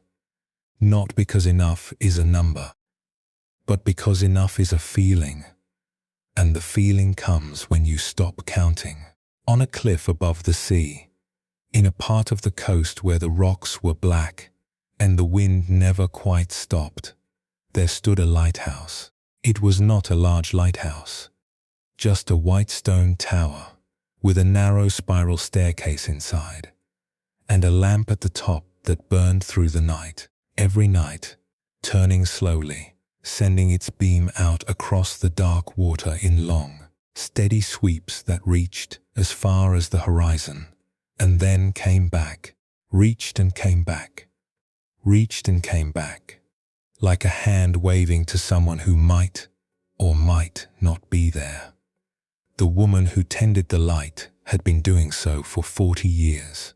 She had come to it young, a widow with no children and no reason to stay in the village, and no particular talent except the one thing the lighthouse required, which was the willingness to be alone in the dark and to keep something burning. She had learned the work the way you learn any work that matters, slowly, with her hands, making mistakes that the sea forgave, because the sea forgives everything. Eventually, if you give it enough time, her days had a rhythm. She woke before sunset to check the oil, the wicks, the glass. She climbed the stairs, 114 steps. She had counted them once, and then stopped counting, because the counting made them feel longer. And she lit the lamp, and the light went out, and the night began. Below her, the sea moved in its restless ancient way, throwing itself against the rocks and pulling back and throwing itself again. And the sound of it was so constant that it had become a kind of silence, the way a heartbeat becomes silence when you stop listening for it. The wind smelled of salt and iron and the deep, cold scent of water that has traveled a very long way to get here. Her hands were rough.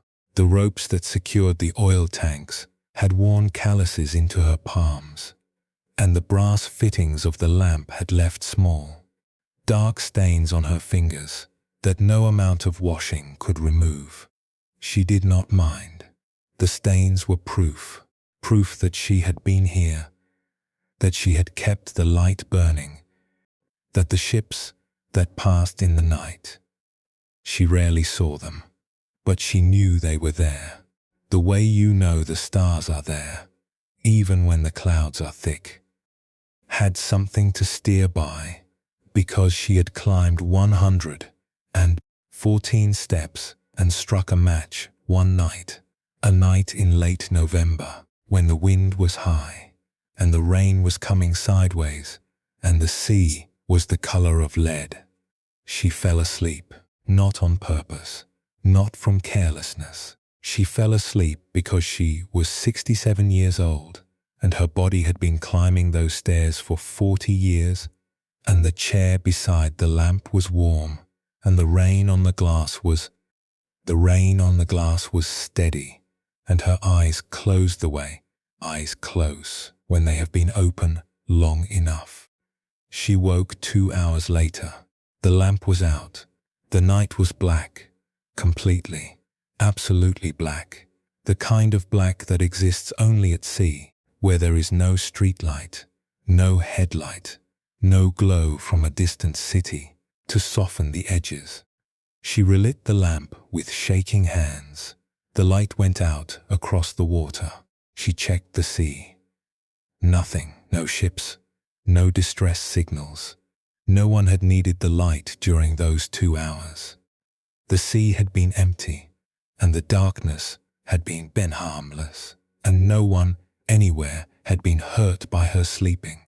But she carried those 2 hours for the next 10 years. She carried them the way you carry a stone in your chest, not in your pocket, where you can reach in and take it out, but deeper, behind the ribs, where the weight presses against the breathing and makes every breath a little shallower than it should be. 2 hours out of 40 years, out of 350,000 hours of keeping the light burning. 2 hours of darkness in a sea that was empty, on a night when no one was watching. When she retired, when the lighthouse was fitted with an automatic lamp that did not need winding or filling or tending, that simply burned because electricity told it to burn. She stood on the cliff and looked up at the tower. The new light turned, steady, perfect, tireless. It would never fall asleep. It would never fail. And for a moment, standing in the wind, she felt the 2 hours pressing against her chest, and she thought, I was not good enough. I was not reliable enough. I was not the lighthouse. I was just the woman inside it. And then she looked at the sea, and the sea that had been there before she was born, and would be there long after she was gone, was calm. The waves moved in their slow, unhurried way, and the moonlight lay on the water in long, silver paths.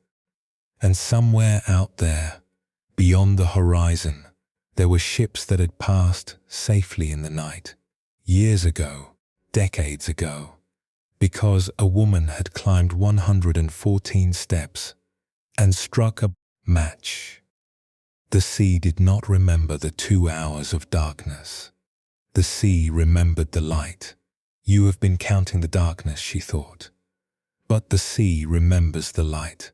The Zen poet Ryokan, who lived alone in a small hut on a mountainside and owned almost nothing, once came home to find that a thief had broken in and taken everything: his few clothes, his cooking pot, his blanket. Ryokan stood in the empty hut and looked out the window. The moon was full. The thief left it behind. He wrote, "The moon at the window." What the thief could carry, the thief took. What the thief could not carry, the beauty, the stillness, the light remained. And perhaps tonight, lying here, whatever you feel has been taken from you. The years you cannot get back, the moments you missed, the person you were too tired to be. The moon is still at the window. The light you gave is still shining. The things that matter most were never the things that could be taken. The Buddha used a word, karma, that most people misunderstand. They think it means punishment. They think it means a cosmic ledger, adding up your mistakes and sending the bill. But karma simply means action. It means what you do ripples outward.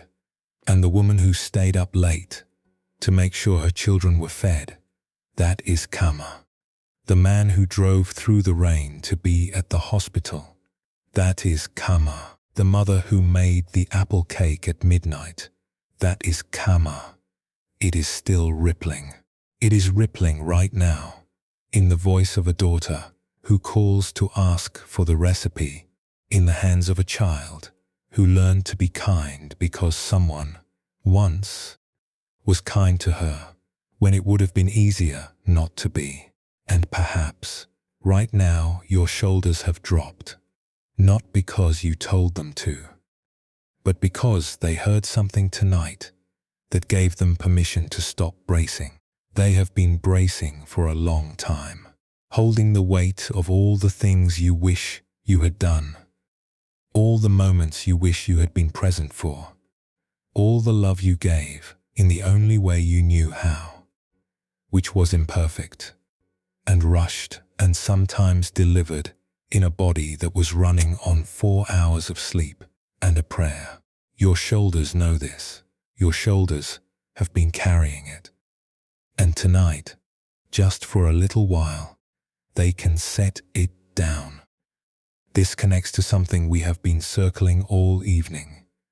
Something larger than any single story, larger than any single regret. There is a language older than words, a language that speaks in apple cakes and lighthouses and rocking chairs that creak, a language that says I love you without ever opening the mouth. And sometimes that language says everything that the mouth could not. Let us follow that thread a little further, into the quiet place where actions speak and words are no longer needed. The night has grown softer now. You can feel it, perhaps, the way the hours have settled around you, the way the darkness has stopped being something to push against and has become instead something to lean into. And there is a kind of speaking that happens without sound, a language older than any alphabet, older than any prayer, a language that lives in the hands, in the way a door is held open, in the way a blanket is pulled up over a sleeping child's shoulder, in the way a box of vegetables is left on a doorstep without a note, in a garden behind a house where the fence was old and the gate did not close properly anymore. A man knelt in the dirt. He was 70 years old, and his knees complained when he knelt, and his back ached when he bent, and his hands, which had once been quick and sure, the hands of a man who could fix anything, now moved more slowly, more carefully, the way hands move when they have learned that speed is not the same as care. But they were still gentle with the plants. They still knew how to press a seed into the soil at exactly the right depth, and how to firm the earth around a seedling without crushing the roots, and how to tell by touch alone whether the soil was too dry or too wet or just right. The garden was small, just a square of earth behind the house, bordered by a wooden fence that he had built himself 30 years ago. And that was now leaning slightly inward, the way old things lean when they have been standing long enough to grow tired of standing. He came out here every morning before the sun was fully up, when the air was still cool and the dew was on the leaves, and the world had the quiet, unfinished quality of something that has not yet decided what kind of day it is going to be. The garden smelled of tomatoes, that sharp, green, unmistakable scent that lives in the stems and the leaves more than in the fruit itself, and of basil, and of the dark, rich earth that he turned and fed and watered with the same faithfulness that he brought to everything he did, which was the faithfulness of a man who has discovered, late in life, that the only conversations he knows how to have are the ones that happen in the dirt. Against the far fence, a row of sunflowers stood tall and still, their heads turned slightly east, waiting for the sun they somehow knew was coming. He had planted them for his wife years ago, because she had loved the way they followed the light. Not desperately, not urgently, but with the patient, faithful turning of something that trusts the light to return. She had been gone for 8 years now, but the sunflowers came back every summer, as if they had made a promise to her that they intended to keep. He had a son. The son lived 40 minutes away, in a house that the man had never been inside. They had not spoken in 5 years. The argument had been about the house. This house, the one with the garden, the one with the leaning fence and the gate that did not close. The son had wanted to sell it. The neighborhood was changing. The property was worth more than it had been. And the son, who was practical, in the way that sons sometimes are when they have spent their whole lives watching their fathers be impractical, had said things about money and maintenance and the future, and the man had said things about roots and memory and the difference between a house and a home. And somewhere in the middle of all those words, the conversation had stopped being about the house and had become about something else entirely, something older and deeper and more difficult, something about whether the son respected the father's life, and whether the father respected the son's judgment, and whether love, when it has been expressed in silence for too long, can survive being spoken aloud. It had not survived, or rather, it had survived, but it had gone underground, the way water goes underground in a drought. It was still there, it was still moving, but neither of them could see it, and neither of them knew how to reach it. And so they did what men in their family had always done.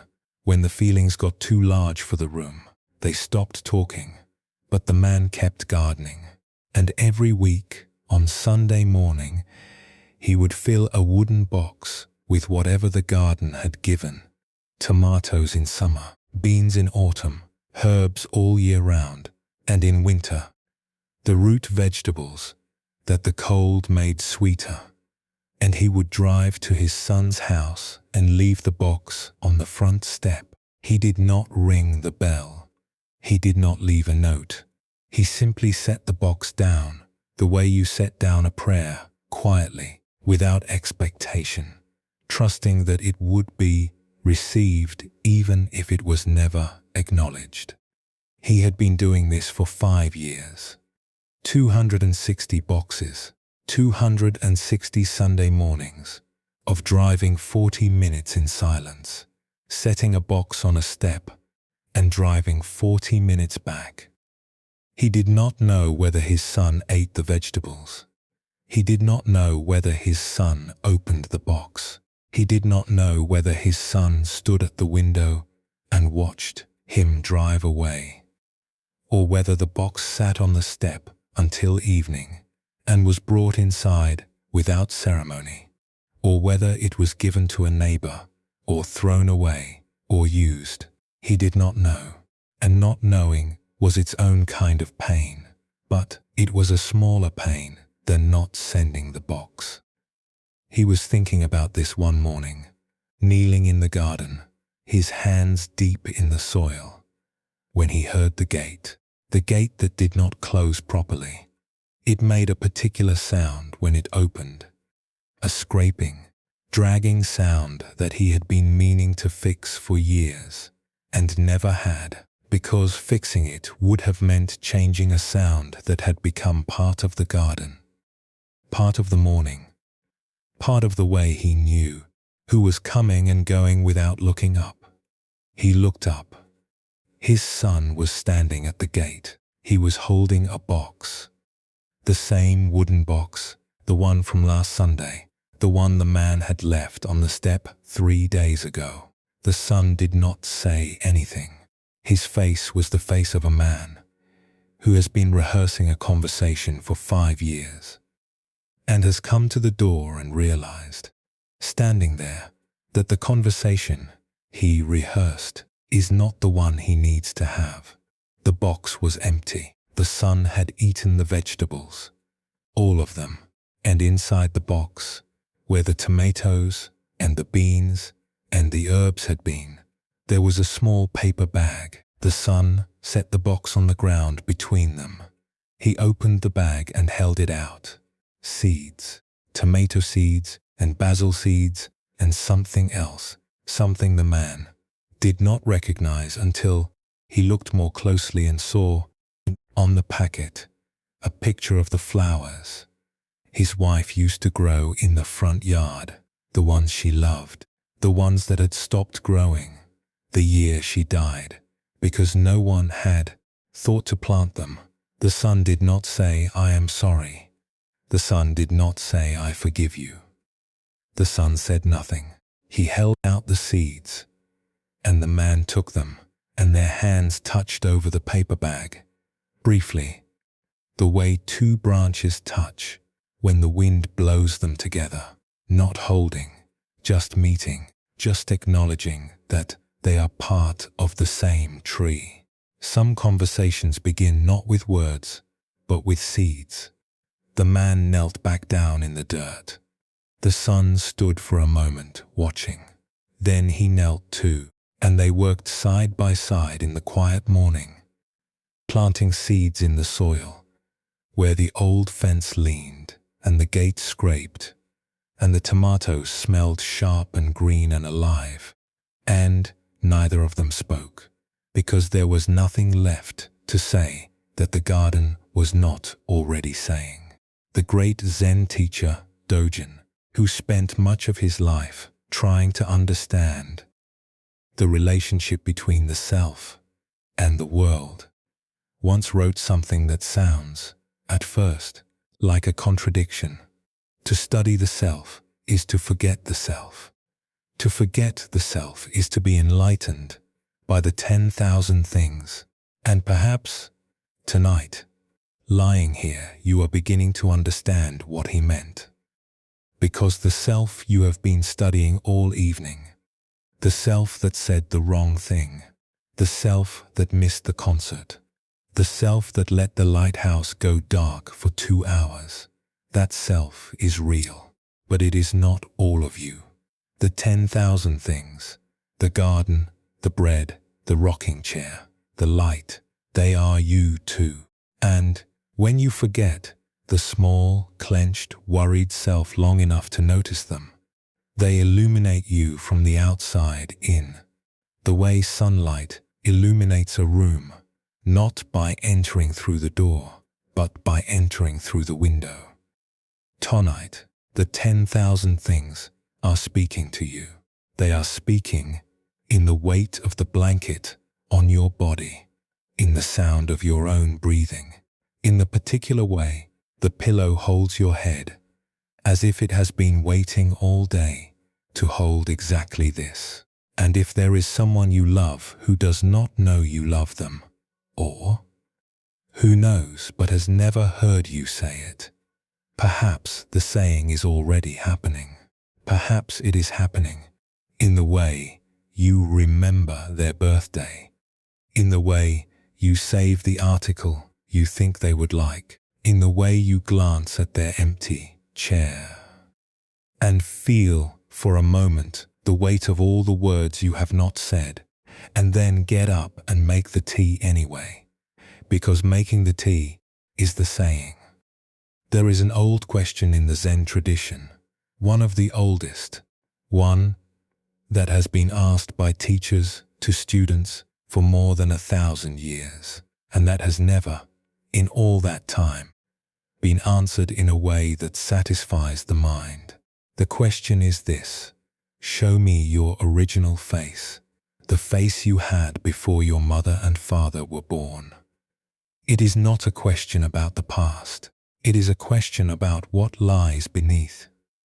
Beneath the words you said and the words you did not say. Beneath the mistakes and the apologies and the long, exhausting performance of being a person in the world. Before all of that, there was a face. Your face. Not the face in the mirror, not the face in the photograph, but the face that exists before the story begins. Quiet, whole, unmarked by anything that has happened since. Perhaps that face is the one your pillow sees right now. The one that appears in the dark, when no one is watching, when there is no one to perform for, and no story to uphold. The face of someone who is, beneath everything, simply here, simply breathing, simply resting in the oldest, most original version of themselves. In a village beside a cold mountain stream, in a part of the country where autumn comes all at once and turns everything the color of fire, there lived a woman who made paper. Not the kind of paper you buy in a shop, thin, uniform, white as absence. She made washi, the traditional paper, made by hand from the inner bark of the mulberry tree. Each sheet different from every other sheet, each one carrying in its fibers the particular quality of the water it was made in, and the hands it was made by, and the season it was made during. The way a voice carries the particular quality of the throat it comes from. She had been making paper for 50 years, since she was a young woman with strong hands and a stillness about her that people sometimes mistook for shyness, but was really just attention. The deep, focused attention of someone who has found the one thing she was meant to do and has given herself to it completely. Her workshop sat at the edge of the stream, and the sound of the water was always there. Not loud, not intrusive, just a constant murmuring presence, like a conversation in another room that you cannot quite make out, but that comforts you simply by existing. The work was slow. She would soak the bark for days, then cook it, then beat it with wooden mallets until it became a pulp so fine that it dissolved in water like clouds dissolving in sky. She would pour the pulp into a wooden frame and lift it from the water, slowly, with a rocking motion that she had learned from her mother, who had learned it from her mother, who had learned it from someone whose name had been forgotten, but whose motion lived on. In the way all important motions live on, passed from hand to hand, the way a candle passes its flame. The wet sheet would sit on the frame, glistening, translucent, and she would carry it to the drying board and press it flat with her palms. And the paper would dry in the afternoon light, and by evening it would be finished. Thin, strong, soft, the color of cream, and so light that a single breath could lift it from the table. The temple on the hill above the village used her paper for their sutras. For 50 years, the monks had come down the path every month to collect the sheets she had made, and they would carry them back up the hill and copy the scriptures onto them in careful, deliberate brushstrokes. And the words of the Buddha would sit on the paper she had made, and the paper she had made would hold the words, the way the stream held the reflection of the sky, faithfully, quietly, without needing to understand what it was holding. She could not read the sutras. She had never learned. When the monks offered to teach her, she smiled and shook her head. "I do not need to read them," she said. "I have already said everything I need to say." She held up a sheet of paper, still wet, still shining in the afternoon light, so thin that she could see the outline of her hand through it. Every sheet I make is a prayer, she said, not in words, in attention, in care, in the hours I spend beating the bark and pouring the water and lifting the frame. The words the monks write are their prayer. The paper is mine. The abbot of the temple, an old man who had been reading sutras for longer than the papermaker had been making them, visited her workshop one afternoon. He watched her work in silence for a long time. The soaking, the beating, the pouring, the lifting, the pressing. Her hands moved with the kind of precision that has nothing to do with speed and everything to do with love. "Do you know what your paper reminds me of?" the abbot said. She looked at him. Her hands were pale from the water, wrinkled and soft, the hands of someone who has spent decades immersed in something larger than herself. "It reminds me," he said, "of the silence between the words of a sutra, the part that is not written, the part that holds the meaning the way your paper holds the ink, not by grasping, but by being open, by being ready, by being still." She smiled. She did not answer. She went back to her work, and the stream went on murmuring, and the light went on moving across the wet sheets of paper, and the afternoon passed the way all good afternoons pass, quietly, without anyone trying to hold on to it. When she died, in the winter of her 82nd year, the abbot went to her small house beside the stream. He expected to find it full of paper, stacks of it, sheets she had kept for herself, the accumulated work of a lifetime. But the house was nearly empty. The tools were there, and the frames, and the wooden mallets, worn smooth from 50 years of beating bark. But there was only one sheet of paper. It hung on the wall above her bed, a single sheet, the most beautiful she had ever made.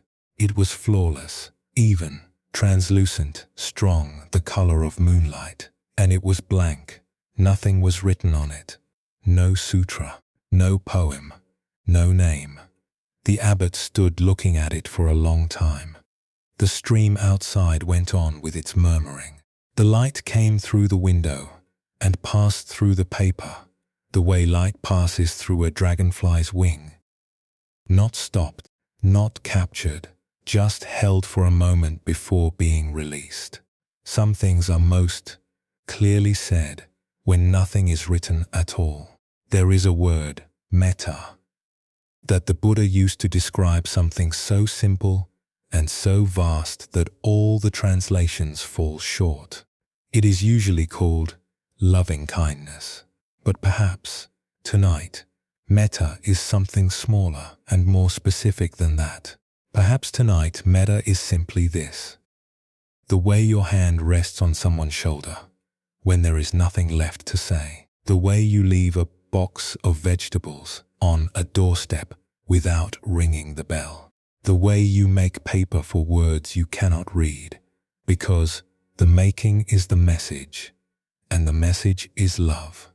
And your body right now is speaking in its own quiet way. You may notice it, the heaviness of the eyelids, like curtains that have been open all day and are beginning gently to close. The warmth gathering in the chest, the way warmth gathers in a room where a fire has been burning for a long time. The way your breathing has become something you no longer need to think about, something that is happening on its own. The way the stream runs on its own, the way the paper dries on its own, the way all natural things move toward rest without being told. Let us rest here for a moment. Take a slow breath. Let the night hold you the way the pillow holds your head. Without effort, without opinion, simply because holding is what it does. When you are ready, we will continue together. The night is growing deeper now, and there is one last thing I would like to share with you before we begin to make our way toward rest. Something about what remains when the storm has passed, when the arguments have faded, when the rehearsals have stopped. Something about the quiet that has always been there, waiting, beneath everything. Storms end. They always end. It is one of the few things in this life that can be said with certainty, that no matter how long the wind blows, no matter how hard the rain falls, no matter how dark the sky becomes, there will come a moment when it stops. And when it does, there is a particular quality to the air that is unlike anything else, clean, washed, still, as if the world has been scrubbed down to its bones and is resting before it begins again. We have been walking through a storm together tonight. A quiet storm, the kind that happens inside, the kind that no one can see from the outside, but that you feel in the chest and the jaw, and the way your hands hold on to things a little tighter than they need to. And perhaps now the storm is beginning to ease. Perhaps the air is beginning to clear. Let us see what remains. There was an old woman who lived alone on the second floor of a building. In a town she had lived in all her life. She was not lonely. She had been lonely once, years ago, after her husband died, but loneliness, like all weather, had passed, and what remained was something else, something she did not have a name for, but that felt like the space between two breaths, when the body is neither inhaling nor exhaling, but simply being, and the being is enough. She had a small balcony that looked out over the street. On warm evenings, she would sit there in a chair that was too old to be comfortable, but too familiar to replace, with a cup of tea that she sometimes drank and sometimes forgot, and she would watch the street below, the people walking home, the bicycles, the children who ran ahead of their parents, and then stopped and turned and waited, because running is only fun if someone is watching you run. The street lights coming on one by one, in order, like candles being lit in a church. She thought about conversations. Not any particular one. All of them, the thousands of conversations she had had in her life, the words she had spoken, and the words she had heard, the arguments and the confessions and the small talk and silences that were sometimes more eloquent than any sentence she had ever constructed.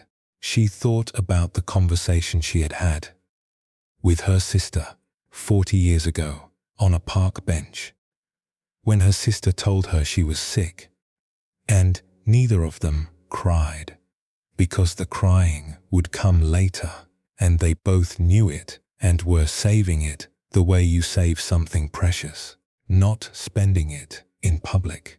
She thought about the conversation she had had with her son when he was 7, when he asked her why people die, and she had said something about flowers and seasons and the way the world makes room for new things, and he had nodded and gone back to his coloring, satisfied in the way that only children can be satisfied, by an answer that explains nothing.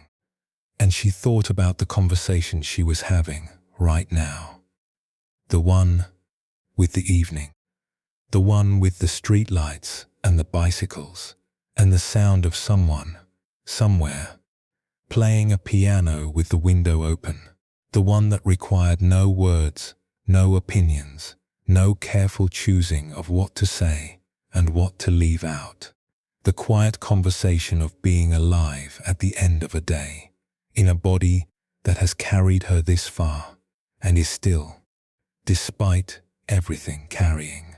It was, she decided, the most important conversation she had ever had, not because it was deep or wise or beautiful, but because it was happening.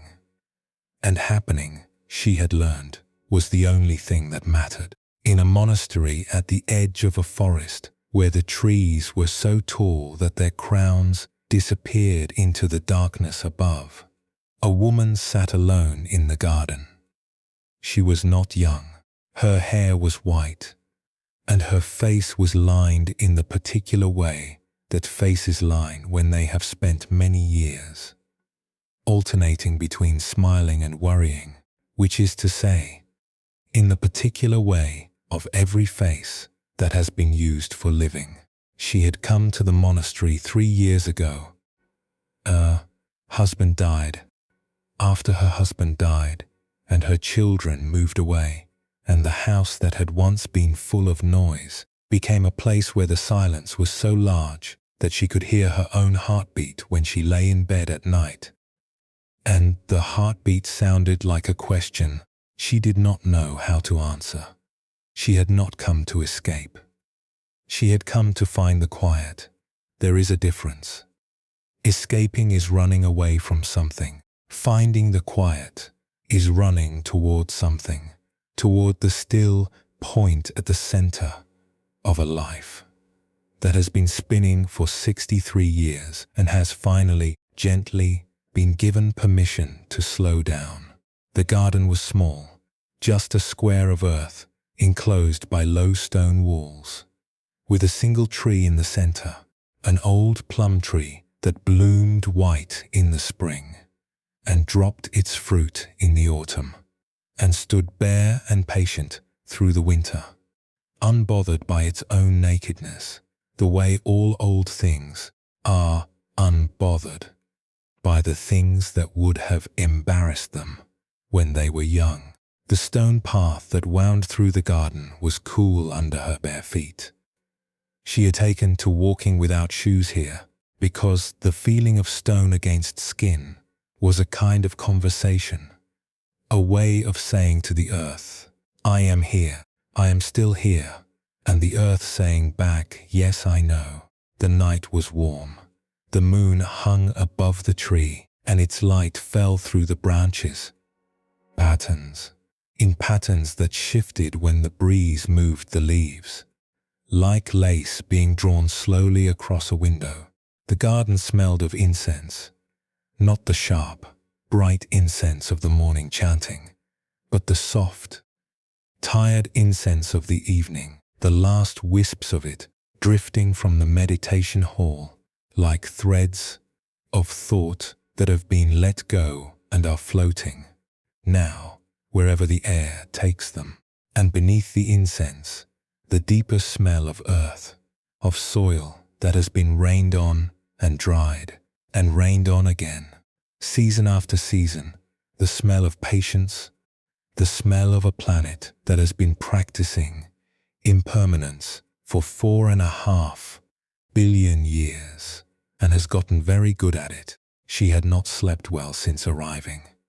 Not because the bed was uncomfortable. It was simple, a thin mattress on a wooden platform. But that was fine.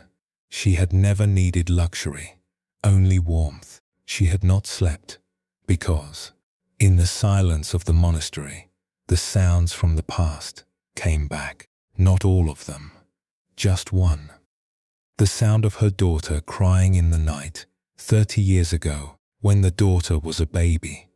And the nights were long, and the tiredness was a weight so heavy that getting out of bed felt like lifting a stone.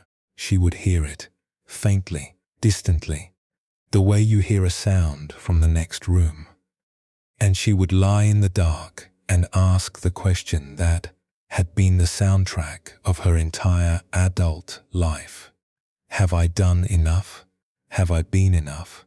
Was I the mother they needed, or only the mother I knew how to be? She did not know the answer. She suspected the answer was both, and neither, and that the question itself was the wrong one. But she did not know how to stop asking it, the way you do not know how to stop breathing. The asking was automatic, involuntary, a reflex of a heart that had spent its whole life measuring itself against an ideal it could never reach, One evening, she sat in the garden later than usual. The other women had gone to bed. The meditation hall was dark. The moon was high and small and very bright, and the plum tree stood in its light like something painted, still, silent, perfect in its imperfection, with its crooked trunk and its one branch that grew sideways instead of up, the branch that she had come to think of as the bravest part of the tree, because it grew in the direction it wanted to grow, regardless of what trees were supposed to do. She heard the crickets. They had been singing all evening. She had heard them without hearing them, the way you hear rain when it has been falling for hours and has become part of the silence rather than an interruption of it. But now, sitting alone, she listened, really listened. The crickets did not sing with effort. They did not sing with intention. They did noots between songs and wonder whether the song was good enough, whether the pitch was right, whether the other crickets thought they were singing too loudly or not loudly enough. They simply sang, because singing was what they did, because the night was warm, and the air was still, and the body was alive, and alive means singing. The question, have I been enough, dissolved, not because she answered it, but because the crickets answered it, not with words, with sound, with the plain, undecorated fact of their singing, which said, without saying, you are here, you are alive. That is what living things do. They do not ask whether they are doing it well. They simply do it. They sing, they breathe, they rest. She breathed for the first time in 30 years. She breathed without breathing for someone else, without listening for the cry, without calculating how many hours until the alarm, without parceling out her breath the way she had parceled out her time and her energy and her love, carefully, always carefully, making sure there was enough for everyone, and forgetting, always forgetting, to save any for herself. She breathed for herself, and the breath was slow, and the stone was cool, and the crickets sang, and the moon, high and bright and unbothered, did what the moon has always done. It shone, not for her, not for anyone, simply because shining is what moons do. The Buddha said, and it is one of the simplest things he ever said, and therefore one of the hardest to understand, that peace comes from within. Do not seek it without. And tonight, lying here, you do not need to seek. You are already inside the peace. You have been inside it all along, the way a fish is inside the water, so completely, so constantly, that it forgets the water is there. The peace does not need to be found. It does not need to be earned. It does not need to be deserved.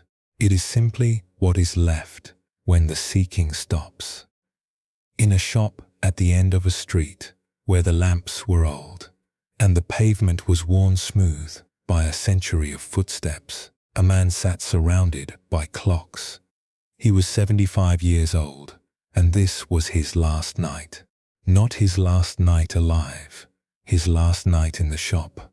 Tomorrow, he would lock the door for the final time and walk away from 50 years of ticking, and the shop would become something else. And the clocks would go somewhere else, and the man would go home and sit in a house that was, for the first time in his adult life, quiet. The shop was small, narrower than it was deep, with a wooden counter at the front and shelves climbing the walls on both sides. And on every shelf, on every surface, on the counter and the windowsill and the floor and the small table beside the door where he kept his tea, clocks.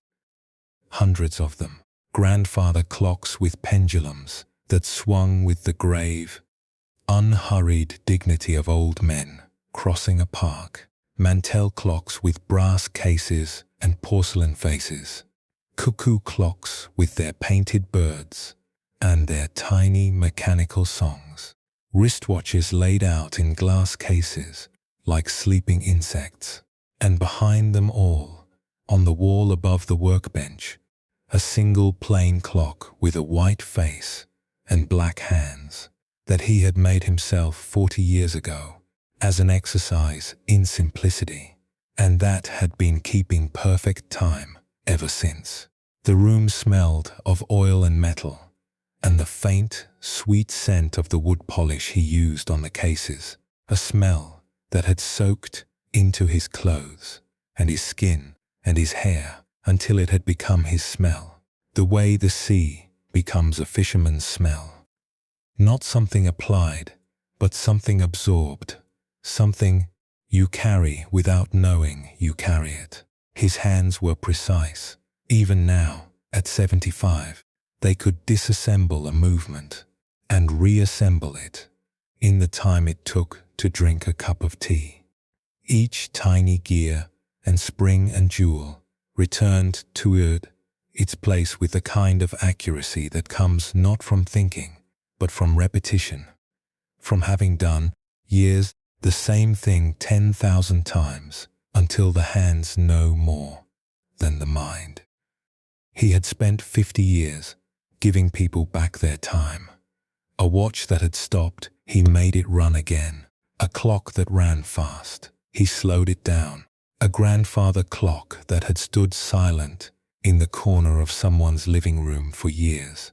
He opened it up and found the problem and coaxed the pendulum back to life, and the ticking filled the room like a heartbeat, returning to a body that had been still. He was good at time. He understood time. He could take it apart and put it back together and make it work.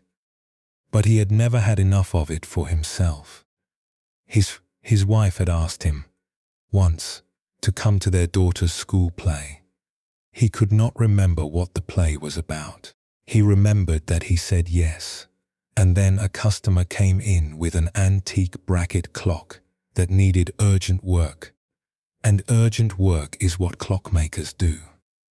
And the play happened without him, and his wife said nothing about it afterward, which was worse than shouting, because it meant she had stopped, expecting him to be there. And the stopping was a kind of giving up that he recognized only years later, when it was too late to go back and sit in the audience and clap. Now, on his last night, he sat in the middle of all the clocks, and they ticked, each one in its own rhythm, its own voice, its own particular argument about the speed at which the world should move. Together, they made a sound that was not quite music and not quite noise, but something in between, a continuous, overlapping, layered heartbeat, the sound of time being counted by 100 different counters, none of them agreeing, all of them right. He stood up. He walked to the nearest clock, a small carriage clock with a brass case, and he stopped it. He reached in and stilled the pendulum, and the ticking stopped, and there was a tiny gap in the sound of the room, like a voice dropping out of a choir. Then he moved to the next one, and the next, and the next. Methodically, patiently, the way he did everything, he stopped each clock, one by one. The grandfather clocks, the mantel clocks, the cuckoo clocks with their painted birds. He reached behind the cases and stilled the movements, and the ticking stopped, and the gaps in the sound grew wider and wider and wider, until silence. Complete silence. The kind of silence that exists only in the absence of something that has always been there. Deeper than ordinary silence, more total. The way darkness is deeper when it follows light. He stood in the center of it, He closed his eyes, and he listened. Nothing. Absolutely nothing.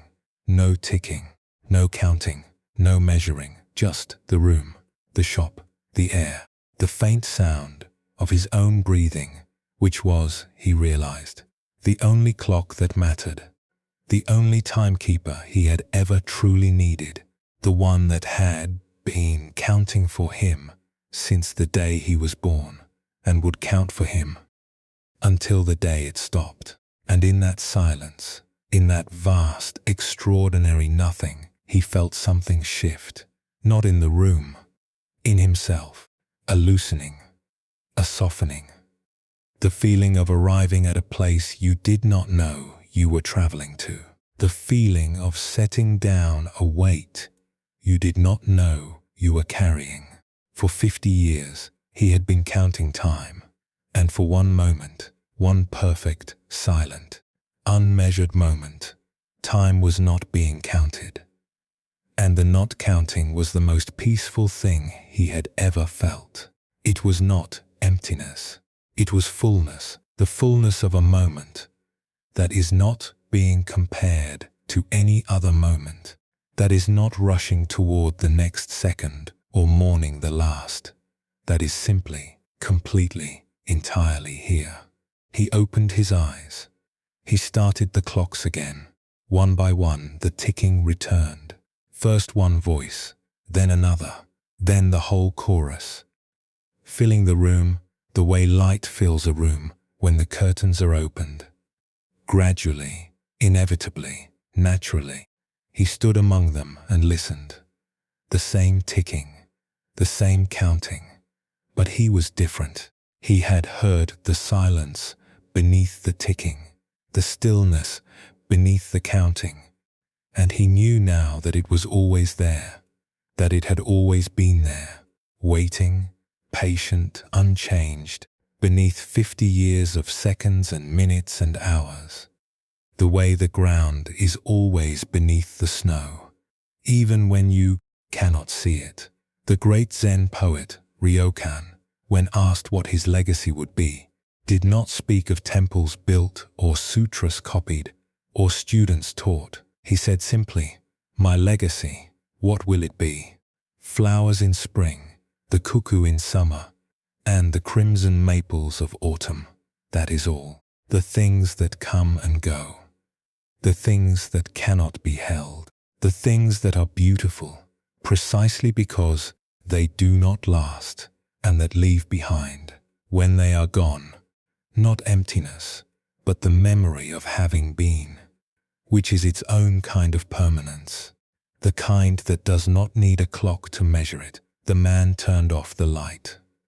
He walked to the door. He looked back once, at the shop, at the clocks, at the 50 years of ticking that had been his life. And then he stepped outside, into the street, where the night air was cool, and the stars were doing what stars do, which is shining without being asked, and the world was turning without being. Wound, there is a word, Santa, that the Buddha used to describe what remains when the noise stops. It is translated as peaceful, quiet, calmed, but it is more than the absence of noise. It is the presence of something that was always there, hidden beneath the ticking and the worry and the planning and the replaying. A stillness that does not depend on silence to exist, the way the sky does not depend on the absence of clouds to be blue. The sky is always blue, even behind the thickest clouds. And the stillness, your stillness, the one that lives at the center of you, beneath the conversations and the regrets and the long, exhausting rehearsals. It is always there. It has always been there. It is there right now, tonight. If you listen, not with effort, not with intention, but with the kind of listening that happens when you have stopped trying to hear something specific and have simply allowed the ears to rest, you may notice something beneath the ticking of your own mind, beneath the plans and the worries and the list of things still undone. Beneath all of it, there is a stillness that does not need the ticking to stop in order to exist. It is there between the thoughts, the way the sky is there between the clouds, and your body has been growing heavier, not with weight, but with rest. The kind of heaviness that comes when you have finally, after a long journey, arrived somewhere that does not require you to keep moving. Your eyes may be closing. Your hands may have uncurled. Your breathing may have become the slowest, steadiest thing in the room. That is not something you need to do. That is something you already are.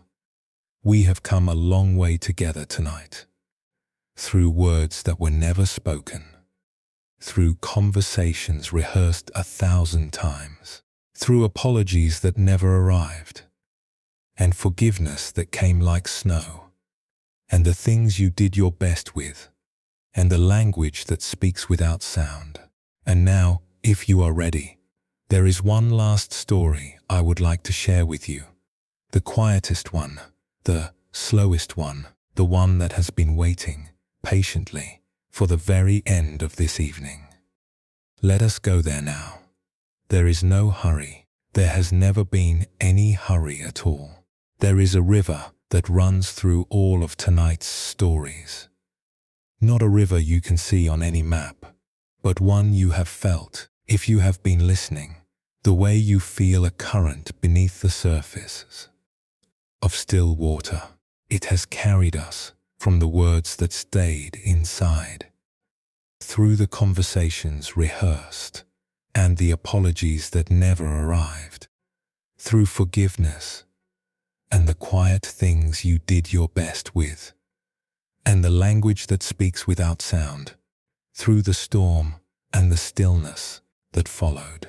And now the river has brought us here, to the last stretch of the evening, where the water is slow and the banks are wide and the sky above is full of stars that have been shining the whole time, whether you notice them or not. We have come a long way together tonight, not in distance, in something quieter than distance, in the kind of traveling that happens when the body is still, and the mind, for once, agrees to be still with it. There is nothing more to learn. There is nothing more to understand. What remains is simply this, the feeling of having been here, the feeling of having listened, the feeling of lying in the dark and knowing that somewhere in some room you cannot see, someone else is lying in the dark too, listening to these same words, breathing the same slow breath, and perhaps, just perhaps, feeling a little less alone because of it. Earlier tonight, we sat with a seamstress who had spent her whole life stitching words she could not say into cloth that no one would read. She sat in a room where the thread was blue and the light was thin and the chair across from her was empty, and she sewed the things she had never told her husband into the lining of garments that other people wore without knowing what they carried. And we wondered, what happens to the words we do not say? Where do they go? Perhaps now, after everything we have heard tonight, the answer has changed, not disappeared, changed the way a river changes a stone, not by breaking it, but by carrying it, turning it, smoothing it over years and years, until the sharp edges that once cut the hand have become something you can hold without flinching. The words you did not say, they did not vanish. They became the apple cake baked at midnight. They became the box of vegetables left on a doorstep every Sunday for 5 years. They became the light kept burning for 40 years in a lighthouse on a cliff. They became the bread wrapped in cloth and set beside the window. They became the paper made from bark and water. and 50 years of attention. They became the seeds held out over a garden gate. The words did not disappear. They simply changed form, the way water changes form, the way snow becomes stream, becomes river, becomes sea.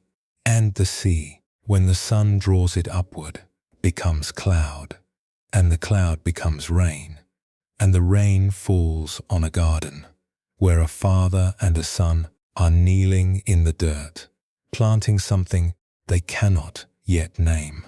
Your words are still traveling. They are still arriving. They arrive every time someone remembers the way you held the door, the way you sat with them when the news was bad, the way you made the tea without being asked, the way you stayed up an hour later than your body wanted you to, because someone needed to talk, and the talking was more important than the tiredness, and the tiredness in the morning would be gone. But the fact that you stayed would not be gone, would live in the other person the way warmth lives, in a stone that has been sitting in the sun, invisible, lasting, real. The words you think you never said, you have been saying them your whole life, just not with your mouth. And the people who received them, they heard. They may not have said so. They may not have known how, but they heard the way the garden heard the rain. Silently, gratefully, growing greener because of it. And there was a carpenter who spent 20 years building a chair, not because chairs take 20 years, but because this chair was an apology, made of oak and grief, and the sound of something breaking that he could never take back. He built it and took it apart and built it again. And on an autumn evening, when the lake outside was silver and the sawdust in the air caught the last light, he sat in it, and the chair creaked. That creak, that small, imperfect, rhythmic sound, was the sound of forgiveness. Not the grand, luminous forgiveness of cathedral ceilings and stained glass. The other kind, the kind that sounds like a floorboard settling in a house that has been standing for 100 years. The kind that sounds like a gate that does not close properly, scraping against the stone. The kind that sounds like a rocking chair, holding someone who is tired, and creaking, not because it is broken, but because it is holding.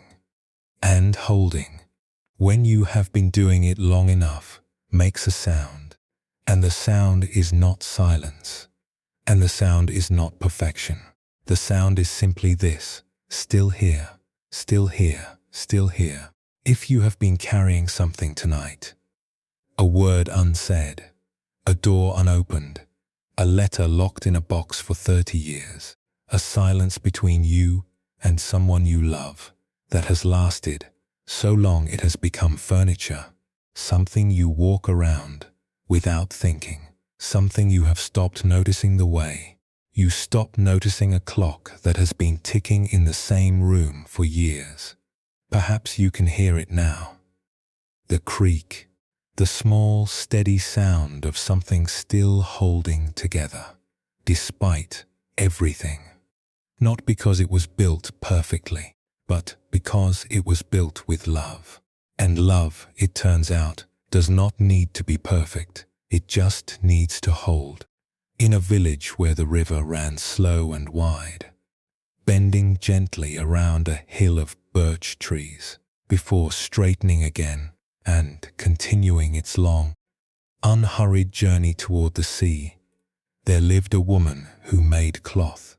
She was 72 years old, and she had been weaving for longer than she had been doing anything else, longer than she had been a wife, longer than she had been a mother, longer than she had been the woman who walked to the market on Tuesday mornings and stopped at the bridge to watch the water and move beneath her in its dark, patient way. carrying leaves and light and the reflection of clouds that were already somewhere else by the time she looked up. Her workshop was a low stone building beside the river, older than her by at least a century, with thick walls that held the coolness in summer and the warmth in winter, and a wooden door that she left open in the mornings, so that the sound of the water could come in and keep her company while she worked.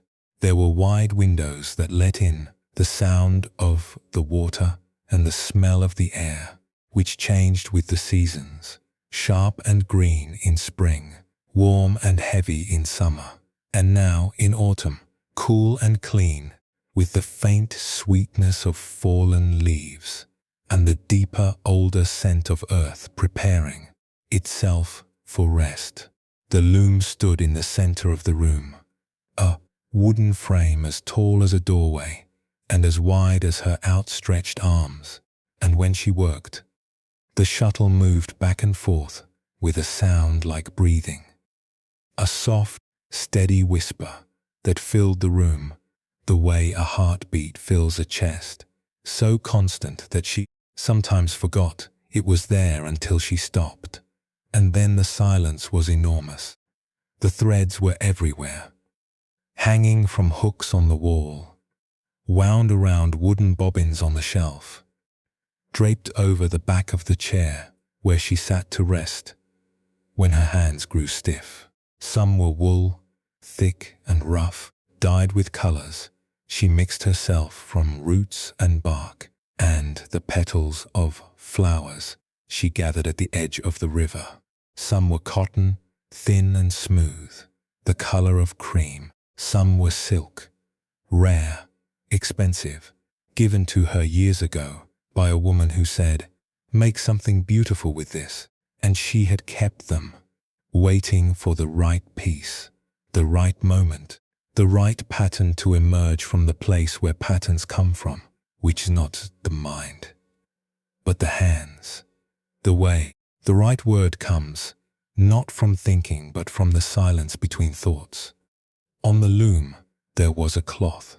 It was the last piece she intended to make, not because she was ill. Her body was tired in the way that all 72-year-old bodies are tired, the way a tree is tired at the end of autumn, not sick, just ready to rest, ready to let the leaves fall and stand bare in the cold and wait for whatever comes next. She was making this cloth because it was the only way she knew to say what she wanted to say, which was not a word, but a feeling, the feeling of a life, seen from the far end, the way you see a valley from the top of a hill, all at once, the whole thing spread out before you, and you cannot tell which parts were the meadows and which were the marshes, because from up here, from this distance, it all looks like one continuous landscape, and the landscape is green, and the landscape is beautiful. The cloth was not perfect. She had never made a perfect cloth. In 60 years of weaving, she had never once produced a piece without a flaw. A thread too loose, a color slightly off, a knot where the yarn had broken and been tied back together. She used to fix these flaws. She used to pull the thread and start over, unweaving hours of work to correct a single mistake. But somewhere around her 50th year, she could not remember exactly when, because the change had come the way all real changes come, not as a decision, but as a settling, the way sediment settles in a river. She had stopped. She had begun to leave the flaws in, not out of laziness, not out of carelessness, but because she had begun to see what the flaws were. They were not mistakes. They were the places where her attention had wandered, to the sound of rain on the roof, to the memory of her daughter's laugh, to the particular way the afternoon light fell across the loom and turned the threads to gold. The flaws were the places where she had been human, where she had been alive, where she had been for a moment, somewhere other than the cloth, and that somewhere was not less important than the cloth. It was more, because the cloth was a thing, and the somewhere, the rain, the laugh, the light, was a life. She sat at the loom now, in the evening, with the river murmuring outside, and the last light coming through the windows in long, amber bars that lay across the floor like bridges. Her hands rested on the shuttle. The cloth hung before her, half finished, the bottom half woven tight and dense, the colors rich, the pattern intricate, and the top half empty, just the bare warp threads, hanging like strings on an instrument that has not yet been played. She looked at what she had made. She looked at the knots, the thin places, the spots where the color had bled. She looked at the places where the weave was perfect, so tight, and even that you could not see the individual threads, only the pattern they made together, the way you cannot see the individual days that make up a life, only the shape of the life itself. She did not finish the cloth. She set the shuttle down. She stood up, slowly, the way you stand when you have been sitting for a long time, and your body has settled into the chair, like water settling into a bowl. She walked to the door. She stepped outside. The river was there.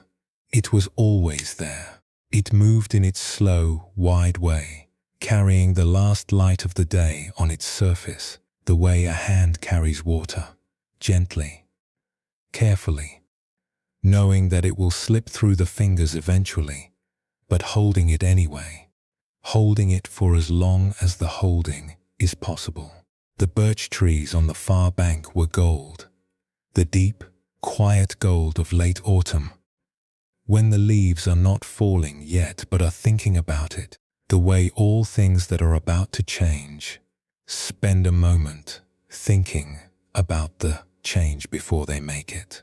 She sat on the bank, in the place where she had sat 1,000 times before, the place where the grass was worn thin from her sitting, where the earth had shaped itself, over the years, into a shallow impression that fit her body the way a well-worn shoe fits a foot, not perfectly, but faithfully. The grass was cool and damp. The evening smelled of wood smoke and river water, and the particular sweetness of air that has passed through trees. Above her, the first stars were appearing, not all at once, but one by one, the way candles appear in the windows of houses along a street at dusk, each one a small, quiet answer to the growing dark. The cloth on the loom was not finished. It would never be finished, and she understood, sitting here, with the river moving, and the stars arriving, and her body resting on the cool grass, that the cloth did not need to be finished, that the unfinishedness was not a failure. It was the truest thing about it, because a finished cloth is a cloth that has stopped becoming, and she, her life, her work, her 60 years of thread and color, and the soft whisper of the shuttle, had never stopped becoming. Not even now, not even here, at 72, sitting beside a river in the last light, with her hands empty and her loom full of threads that were still waiting to be woven. The becoming was still happening. The becoming would always be happening, because becoming is not something you finish. It is something you are. The moon rose. It came up slowly from behind the birch trees, the way the moon always rises, without hurry, without effort, without needing anyone to watch. And its light fell on the river, and on the grass, and on the woman sitting quietly at the edge of the water, and everything it touched turned silver, and the Silver was not cold. It was the silver of things seen clearly, the silver of things seen at last. If this evening brought you some peace tonight, you are welcome to subscribe for more long-form audio like this, and share it with anyone who could use a slower, gentler night. Original commentary, stories, and script, written and produced by Moonlit Dharma. Thank you for being here tonight. And now, as the night grows quiet around you, perhaps you notice that something has already begun. Without you asking for it, without you planning it, without you deciding that now is the time. Your shoulders, which have been holding something all day, perhaps all week, perhaps longer, have begun to drop. Not because you told them to, because the stories have been speaking to them in a language that shoulders understand, which is not the language of words, but the language of permission, the language of enough, the language of rest. They have heard it. They are responding, and you do not need to do anything about it. You only need to let it continue. The jaw too. There is a place where the jaw meets the skull, just below the ear, where most people hold a kind of tension they do not know they are holding. A bracing, a readiness, as if the body is preparing to speak or to bite down on something hard.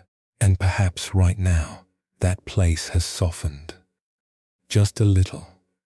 Just enough that the teeth are no longer quite touching, and the tongue has settled to the bottom of the mouth, and the face has begun to feel less like something you are wearing and more like something you are. The hands. Your hands have been busy today, holding, carrying, typing, gripping, reaching, doing all the 100 things that hands do in the course of an ordinary day. And now they are still. They rest on the blanket, or beside you, or curled loosely near your face. And they are heavier than they were an hour ago. The heaviness is not fatigue. It is the weight of arrival, the weight of a body that has finally, after a long journey, come to rest in a place that does not ask it to keep moving. Your breathing has changed. You may not have noticed. The change is small. The way the change from evening to night is small, so gradual that no one can point to the exact moment it happens. But the breaths are longer now, slower. The spaces between them are wider, the way the spaces between the stars are wide. Not empty, but full of something you cannot see, something vast and quiet and patient, something that has been there all along, waiting for you to slow down enough to notice it. And the whole body, the whole tired, faithful, imperfect body that has carried you through this day and through all the days before it, is growing heavier. Not the heaviness of burden, the heaviness of settling, the heaviness of a stone sinking slowly through clear water, turning gently as it falls, catching the light, and coming to rest on the bottom where it was always meant to be. Your body knows how to do this. Your body has always known. It is only the mind that forgets, and tonight the mind is quiet, and the body is remembering. The night has come all the way in now. It is here, in the room, in the blankets, in the space between your slow breaths, in the sound of your own heartbeat, which is the oldest sound you know. The one that has been with you since before you had a name, since before you had a word for anything, since before you knew that the world was large and complicated and full of things that would break your heart and mend it again. The heartbeat does not know about any of that. The heartbeat knows only one thing, and it says it over and over in the simplest language there is. Here, here, Here, the river outside the weaver's window is still moving. The moon is still shining. The cloth on the loom is still becoming. And you who have listened tonight, you who have traveled through words and stories and silences, you who have carried so much for so long and are only now, perhaps, beginning to set some of it down, you are still here. You are still becoming. And the becoming does not need to be finished tonight. The becoming does not need to be finished at all. It only needs to continue. And it will. The way the river continues. The way the moonlight continues. The way the breath continues. Without being asked. Without being told. Simply because breathing is what the living do. There is nothing left to carry. There is nothing left to hold. There is nothing left to say that the night has not already said for you, in its own quiet language, in the sound of the wind and the weight of the blanket and the slow, steady rhythm of your own heart, which has been beating for you all this time, which has never once forgotten you, which is beating for you now, gently, gently, gently, the way all things that love you beat, without stopping, without asking, without needing anything in return. Rest now. The stories will be here when you wake. The river will still be running. The moon will have moved across the sky, as moons do, slowly, faithfully, without being wounded. And tomorrow, when the light comes back, as it always comes back, as it has always come back, you will rise, and your hands will reach for the day, and your body will carry you forward, the way it has always carried you, the way it is carrying you now, into sleep, into rest, into the quiet, unfinished, beautiful cloth of your own becoming.